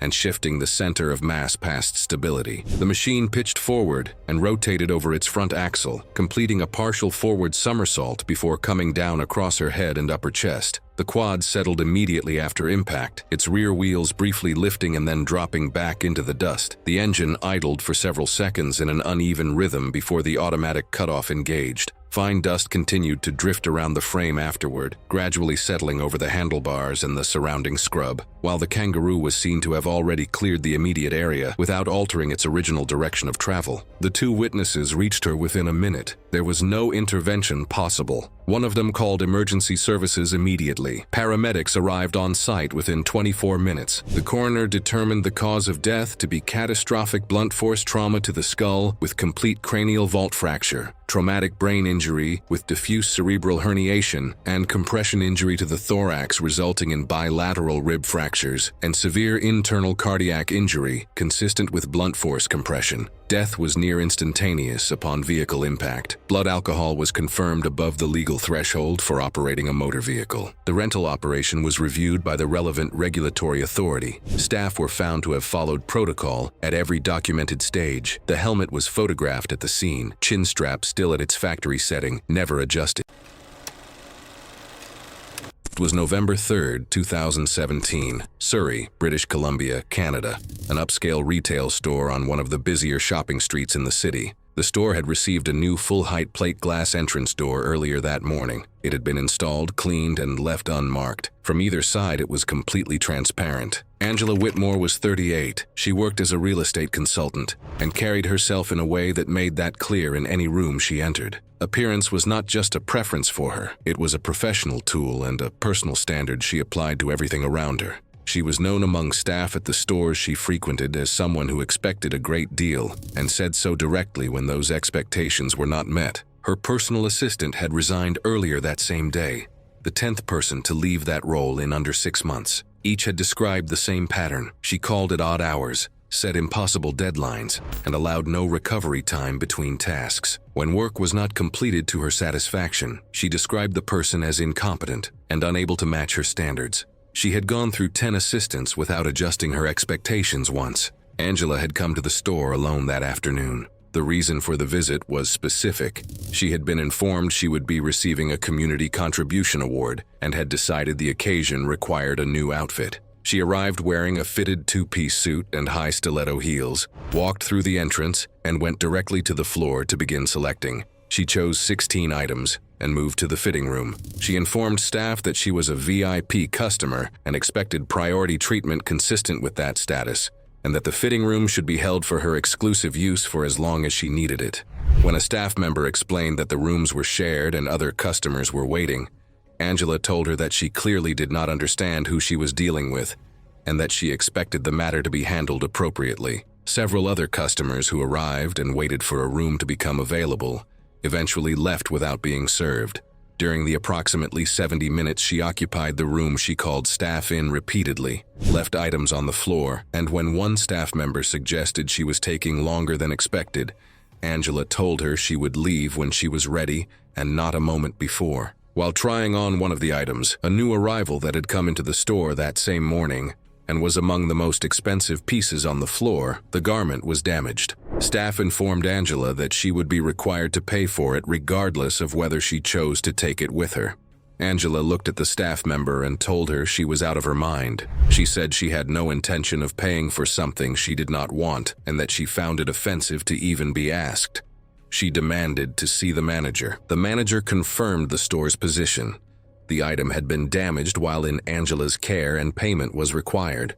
Angela told the manager she was clearly not qualified for the role she was in. She said she was a well-known figure in the community, that she was wealthy, and that people like the manager should think carefully before deciding who they wanted to make an enemy of. She told her she would be on the phone to the corporate office before she reached the car park, and that both the manager and every staff member involved would answer for how she had been treated. When the manager held her position, Angela called her a wretch, told the staff around her they were an embarrassment to the industry, and said she hoped none of them planned to stay in retail long because they clearly had no future in it. No one responded. Angela turned and walked toward the exit.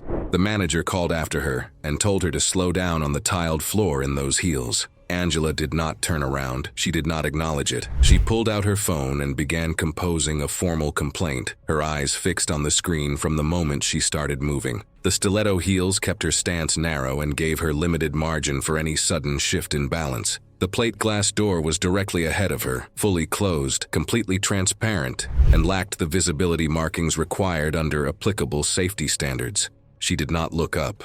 Her upper body struck the glass at walking pace. The impact stopped her forward motion abruptly and sent a brief recoil through her body. She lost balance as her weight shifted backward, likely compounded by the narrow heel base. Her hands were occupied, one holding the phone, the other gripping her bag, and neither came free in time to break the fall. She went down backward and the back of her head impacted the tiled floor. She was briefly responsive in the seconds after the fall, speaking in fragmented words to staff who reached her immediately. Her condition deteriorated rapidly. Emergency services were contacted and she was transported for medical care. Despite medical intervention, she did not survive her injuries. Angela Whitmore was pronounced dead from traumatic brain injury, resulting from intracranial bleeding caused by the fall. She was 38 years old. Post-incident findings confirmed the plate glass door lacked the visibility markings required under applicable safety standards at the time of installation. The store was cited for the compliance violation. Corrective markings were applied to all glass entry points within the store before it reopened. It was August 18, 2017, and Wisconsin Dells was running at full capacity.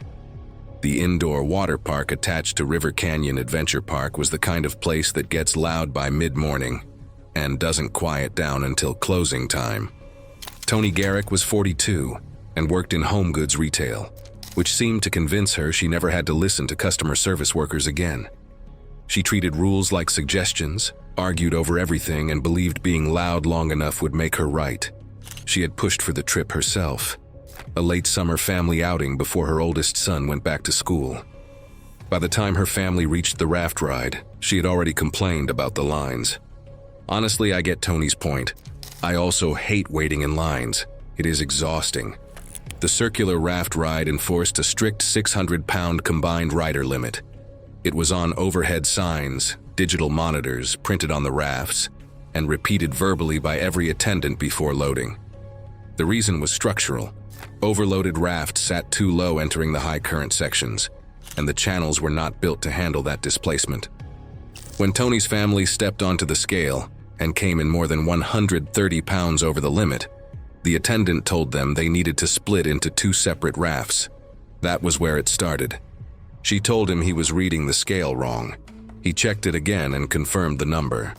She told him the limit was excessive and that other parks didn't enforce it this strictly. He explained the structural reason. She agreed, loudly and in the way that made it clear she wasn't actually agreeing. She was performing compliance long enough to get the supervisor to walk away. The moment he turned around, she started moving. She shuffled her sons between adjacent queue lines, repositioned her husband, kept the group in motion while attendants managed a separate loading delay nearby.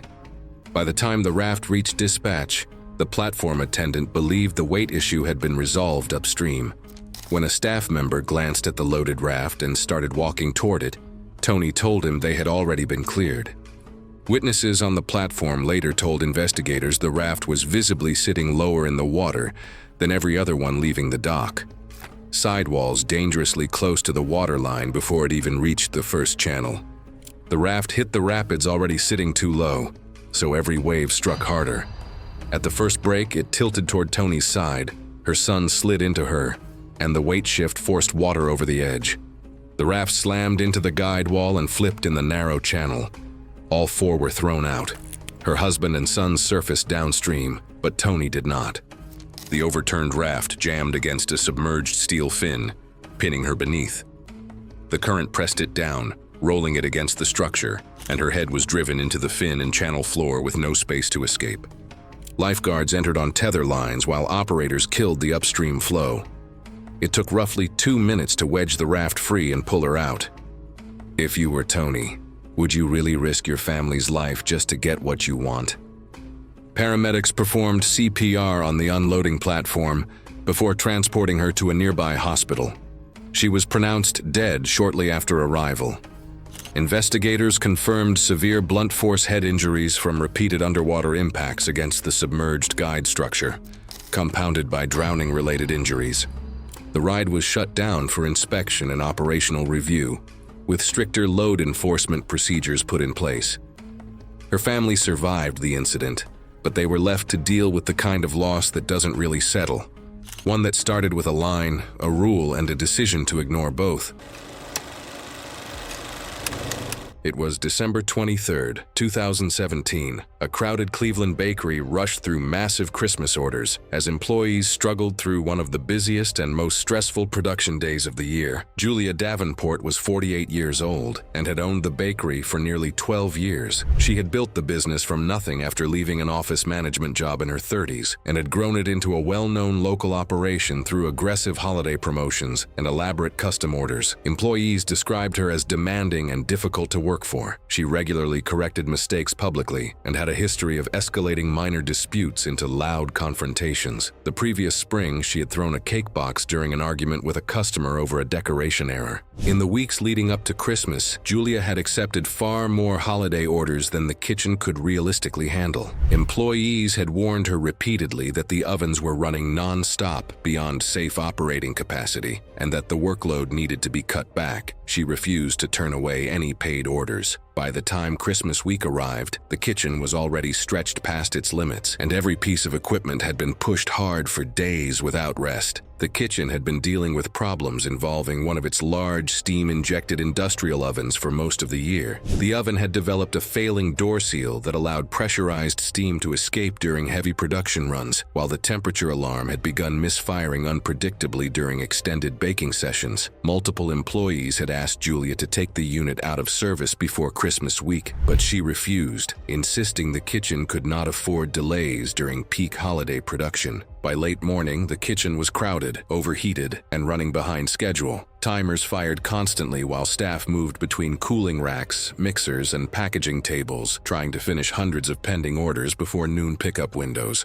At approximately 11:20 a.m., the malfunctioning oven alarm activated again. Steam was escaping around the door edges more forcefully than usual. One employee suggested shutting the unit down immediately. Also, the latch had partially jammed minutes earlier after a temperature spike, and that the door should not be forced open. Two separate employees told her directly. Julia walked toward the oven while arguing with staff. I don't know what it would have taken to make her stop. She gripped the industrial door handle and pulled. The compromised seal and latch mechanism failed under the combined pressure. A violent release of superheated steam erupted outward across the preparation area. Employees nearest to the oven stumbled backward. Trays and utensils hit the floor. Visibility inside the kitchen dropped to near zero behind the escaping steam cloud. Julia had been standing directly in front of the door at the moment of failure and took the full release at close range. She staggered backward and collapsed beside the oven platform within seconds. Emergency services were called at 11:24 a.m. while employees attempted basic first aid. Fire crews and paramedics arrived within minutes and evacuated portions of the kitchen before treating Julia near the rear loading entrance. She was transported to a nearby trauma hospital in critical condition with extensive thermal burns across her face, neck,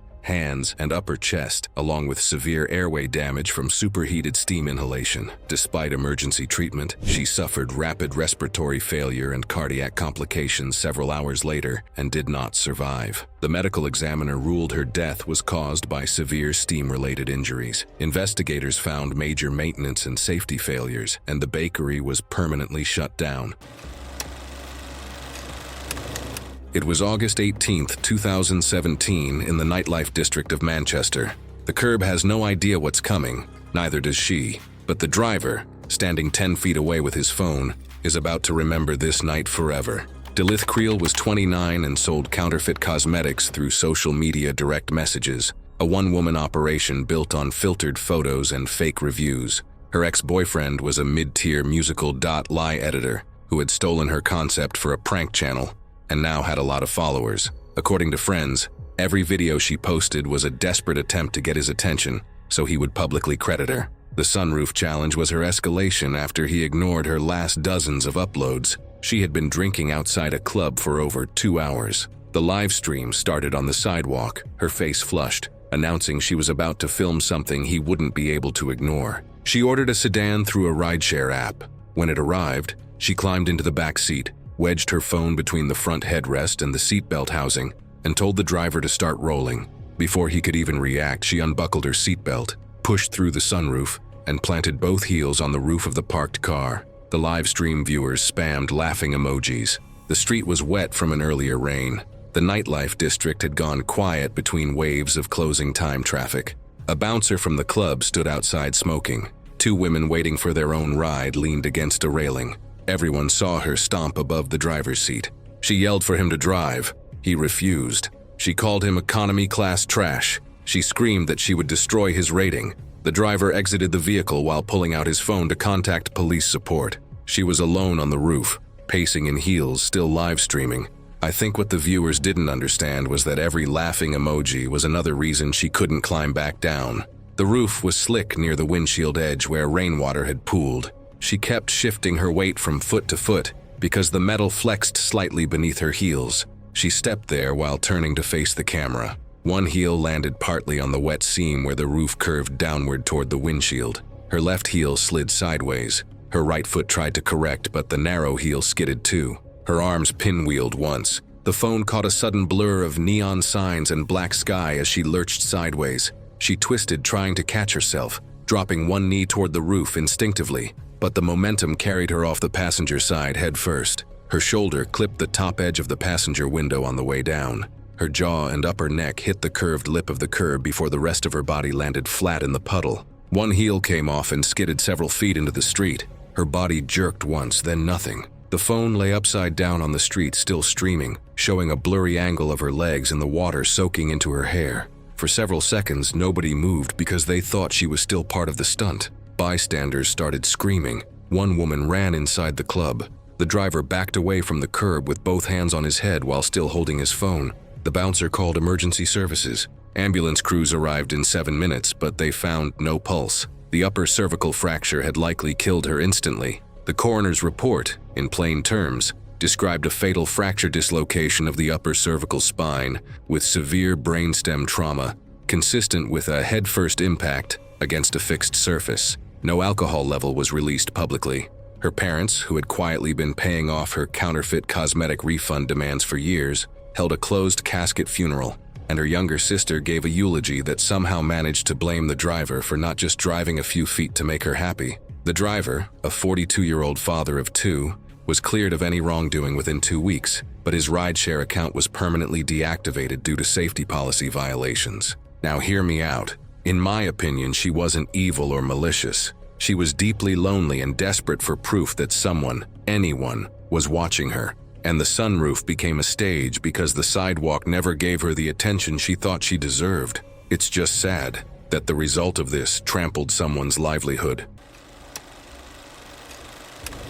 It was November 22nd, 2018, and the evening rush at a suburban commuter station on Mumbai's Western Line had already packed the platform to capacity. Bodies pressed together, the air thick with diesel exhaust and the metallic groan of incoming carriages. Ria Dastan, 35, was from Pune who had relocated to Mumbai 8 months prior to expand her online presence. She was an urban social commentary influencer focused on video essays filmed in crowded public spaces, transit hubs, markets, government offices, where she narrated what she called institutional passivity and social dysfunction. Her videos circulated in niche urban commentary circles and had earned her a small but engaged following. She had built a reputation for engineering situations designed to provoke a reaction, then narrating over the footage with deliberate calm. According to witnesses and security cameras, she had scouted the station twice the prior week. Apparently, her plan was to descend onto the track, deliver her lines against the backdrop of an approaching train, and step clear before it arrived. She descended from the platform's southern end onto the active track bed, positioning herself just beside the nearest rail. Several commuters immediately called out from the platform. Instead of moving, she turned toward them and launched into a heated back and forth, berating the bystanders for wasting their time and challenging anyone to stop her. Her voice rose over the crowd, defiant and combative, dismissing any warnings. Mumbai's western suburban rail corridor is one of the densest commuter systems on the planet, moving upward of 7 million passengers daily on tracks that see intervals of under 3 minutes at peak hour. Incoming electric rakes approach station platforms at reduced but still significant speeds, typically between 25 and 35 miles per hour, with emergency braking distances that can extend beyond 300 feet depending on load and rail condition. The approaching train's horn had been sounding for several seconds before Ria appeared to register it. Witnesses on the platform described the train entering the station with its brakes already engaged, the wheels producing a sustained metallic squeal audible over the ambient crowd noise. The motorman had spotted her from well outside the station and applied emergency braking immediately. Multiple commuters were shouting. Several were recording on their phones. A railway worker near the northern end had already begun running. Ria was still arguing. The train was approximately 90 feet away and moving at an estimated 20 miles per hour. She moved laterally at the last moment, one sideways step, but her timing was off. The front left corner of the lead carriage struck her at the right shoulder and upper chest. The impact was audible from the far end of the platform. The force spun her counterclockwise. She did not fall clear. Her lower torso made contact with the leading bogie assembly as the train continued through its braking sequence. She was pulled under and dragged along the track bed for several meters. The train came to a full stop after traveling approximately 40 feet past the point of contact. A visible trail extended behind it. Blood, fabric fragments, and material from her bag distributed along the track surface and the concrete edge of the track bed. Her body came to rest partially beneath the stopped carriage. The platform had gone almost completely silent. Several commuters turned away. A man near the center of the crowd sank against the wall. The railway worker who had been running reached the platform edge and stopped. Station control was notified within seconds by platform staff, but it was too late. She was obviously deceased. The coroner's report noted catastrophic crush injuries to the right shoulder, thoracic cavity, and pelvic region,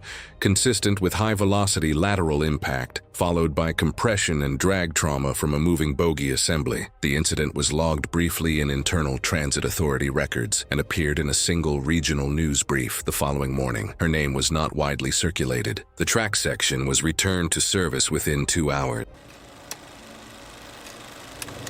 It was August 14th, 2017, Birmingham, United Kingdom. A commercial car wash on a busy road on the south side of the city. You pull in, The machine takes over, and you sit still until it is done. That is how it works. Conveyor track, high-pressure jets, brushes, and big industrial dryers bolted at the end of the bay, at the height of someone sitting inside a car. Claire Hargreaves was 42. She owned a boutique in Birmingham and had built it up over years into something she was proud of. She liked things done her way, the shop, the staff, the details. She did not like being told what to do by people she felt were below her level, and she did not hide that well. That morning she had run into a woman she used to know. The woman had married into money, and it showed. Nice car, nice clothes, easy manner. Claire left the coffee shop smiling and furious, and the mood stayed with her all day. She got to the car wash in the early afternoon. The attendant had been working there for 11 years. Before she pulled in, he told her what he told everyone. Windows all the way up. Sit still. Hands inside. Do not touch anything once the cycle starts. Claire nodded and pulled forward with her driver's side window still open. She knew it was open. It was not an accident. She had looked at it and decided it was fine. She ran a business.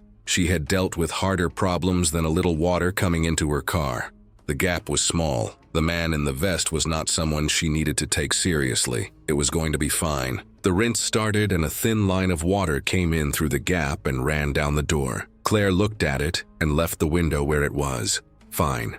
The conveyor moved her forward and the jets came on. The high-pressure jets were not fine. The spray hit the open window directly, and water came through hard and fast. It soaked the door, the seat next to her, the controls on the inside of the door. It was loud and cold and completely different from what she had told herself it would be. She reached for the window switch, but water was already running down her arm and across the panel. She hit the switch late and it did not respond the way she needed it to. The water kept coming. She decided that trying from inside was not working, and pushed her head and shoulders out through the window opening, one arm against the outer door, trying to reach and adjust it from the outside as water kept pouring in. The conveyor kept moving. There was no way to stop it or slow it down from where she was. It moved the car forward at the same speed it had been moving the whole time. The dryers at the end of the bay were big metal units bolted to the frame. They did not move, and they had no way of knowing anything was wrong. They were set at the height of a person sitting inside a car, because that is all they were built to deal with. Claire's head and shoulders were outside the car when the conveyor pulled her into that section. The edge of the housing caught her across the head and forced her sideways. The car kept moving into the fixed structure, with her body caught between the outer door frame and the dryer unit. It did not stop until the automatic trigger at the end of the bay cut the conveyor. By the time the car came to rest, Claire was partially outside the vehicle and unresponsive. The attendant reached her within seconds. She was breathing but not responding to his voice. She said something fragmented that he could not make out. Emergency services were contacted immediately. She lost consciousness before paramedics arrived and did not regain it. Claire Hargreaves was pronounced dead at the scene. She was 42 years old. She died from severe head and upper body injuries from the collision with the dryer housing while her upper body was outside the car. The investigation did not take long. The window had been open against clear instructions. The machine had done exactly what it was supposed to do. Claire had pushed herself outside the vehicle while it was still moving through an active cycle, and the system had no way to know that or stop for it. After the incident, the facility added a window check to its entry process. No car would go in until a staff member had looked at every window and confirmed it was fully closed. It was June 9th, 2015. And the New Jersey boardwalk was doing what it always does on an early summer evening. Loud, crowded, and lit up from one end to the other. The amusement pier was packed, every ride running, every queue stretched back into the midway. Jada Brackett was 52 years old, working in local real estate, a field that rewards people who never accept the first no, who treat every boundary as a starting point for negotiation, and who measure success by how often they get their way. She had built her identity around that approach, and she applied it everywhere. She was there with coworkers for a company retreat, and from the moment they arrived, she was running the show, picking rides, setting the order, deciding when the group moved. The steel looping coaster was the centerpiece of the pier. 2 vertical loops, a corkscrew, a high-speed helix, and sustained G-forces for nearly a minute. Health warnings were posted at the queue and repeated on screens. Riders with heart or vascular issues were advised not to ride. What the group didn't know was that Jada had been dealing with warning signs for weeks. Chest tightness, a pulsing sensation in her upper chest, and one episode of sharp back pain that forced her to sit down mid-conversation. A doctor had warned it could point to a developing aortic issue, and that she needed imaging. She hadn't scheduled it, telling herself it was stress. Jada had also spent the previous 20 minutes arguing with a ride attendant near the loading platform after repeatedly unbuckling and readjusting her restraint. The lead operator backed the attendant's call, requiring all riders to remain secured. The confrontation left tension, but Jada dismissed it. Even in line, she felt the pressure again, a tightness in her chest, and paused, one hand on the railing. A coworker asked if she wanted to skip. She laughed it off and stayed. After the first cycle, the train returned and riders began unloading. Jada stayed seated. She pressured a younger floor attendant, not the main operator but closest to her row, into letting her stay on, implying she had connections and could cause trouble. The main operator was focused elsewhere, leaving the attendant alone to manage her row. Inexperienced and overwhelmed, he gave in and signaled her restraint was locked. Jada knew exactly who to turn to. She picked the teenager because she realized he was the easiest to manipulate. Riders in the nearly empty front cars filmed themselves during the second launch, footage later used in the investigation. Midway through the second cycle, during the high-speed helix where G-forces peak, witnesses noticed Jada had stopped reacting. The sustained force pressed her into the seat as her heart rate spiked and blood pressure surged. The exact strain her symptoms had warned about. Her head shifted sideways. Most assumed she had passed out. It wasn't until the train returned and she remained motionless that staff realized something was wrong. Emergency responders removed her as the area was cleared. Investigators later determined she suffered a ruptured thoracic aortic aneurysm, consistent with extreme G-force stress on a weakened aorta. She was pronounced dead shortly after arriving at a nearby hospital. In the weeks that followed, the ride stayed closed during an investigation. Officials found dispatch required final operator confirmation, leading to retraining and stricter enforcement. The attendant was reassigned, and witnesses later said the confrontation was the moment it could have stopped, but didn't. It was the afternoon of August 18, 2019, in Tampa, Florida. Traffic moved heavily through a crowded commercial intersection lined with gas stations, discount stores, and aging fast food restaurants near the highway entrance. Gabriella Moretti was 43 years old and worked beside that intersection as a roadside promotional mascot for a struggling burger franchise. Years earlier, Gabriella had lived very comfortably. She had held a corporate marketing position at a luxury retail company and built her entire identity around status, money, and appearances. Former co-workers described her as polished and intelligent, but also arrogant, impatient, and openly disrespectful toward people she considered beneath her. For years, her high salary and corporate title protected her from consequences. Everything changed on November 9, 2018, when the retail company decided to downsize after they had a lot of financial losses and failed expansion projects. Gabriella lost her position along with dozens of other employees, and she assumed another executive-level job would come quickly because of her experience. Sometimes the most dangerous thing a person can carry is the belief that they can be irreplaceable. I don't think she ever saw any of it coming. Instead of her expectations, interviews repeatedly failed. Over the next several years, her life steadily came apart. Her savings disappeared. Her car was repossessed. She quit several jobs, and she eventually lost her apartment. By the summer of 2019, she was living alone in a cheap extended-stay motel outside the city with almost nothing left. Desperate for income, she accepted the only job willing to hire her immediately. She would wear a giant burger mascot costume outside the roadside restaurant and wave promotional signs at passing traffic. Gabriella hated the job from the first day. She mocked teenage co-workers, ignored instructions from shift supervisors, and became irritated whenever customers laughed at the costume. She was always visibly embarrassed whenever passing drivers recognized her standing outside in the suit. Management had repeatedly warned all workers never to step beyond the designated sidewalk area. The nearby intersection had fast-moving turning lanes and dangerous traffic patterns during rush hour. The warnings were clear and consistent. Late that afternoon, a pickup truck stopped near the restaurant entrance, and several young men began shouting jokes toward the mascot.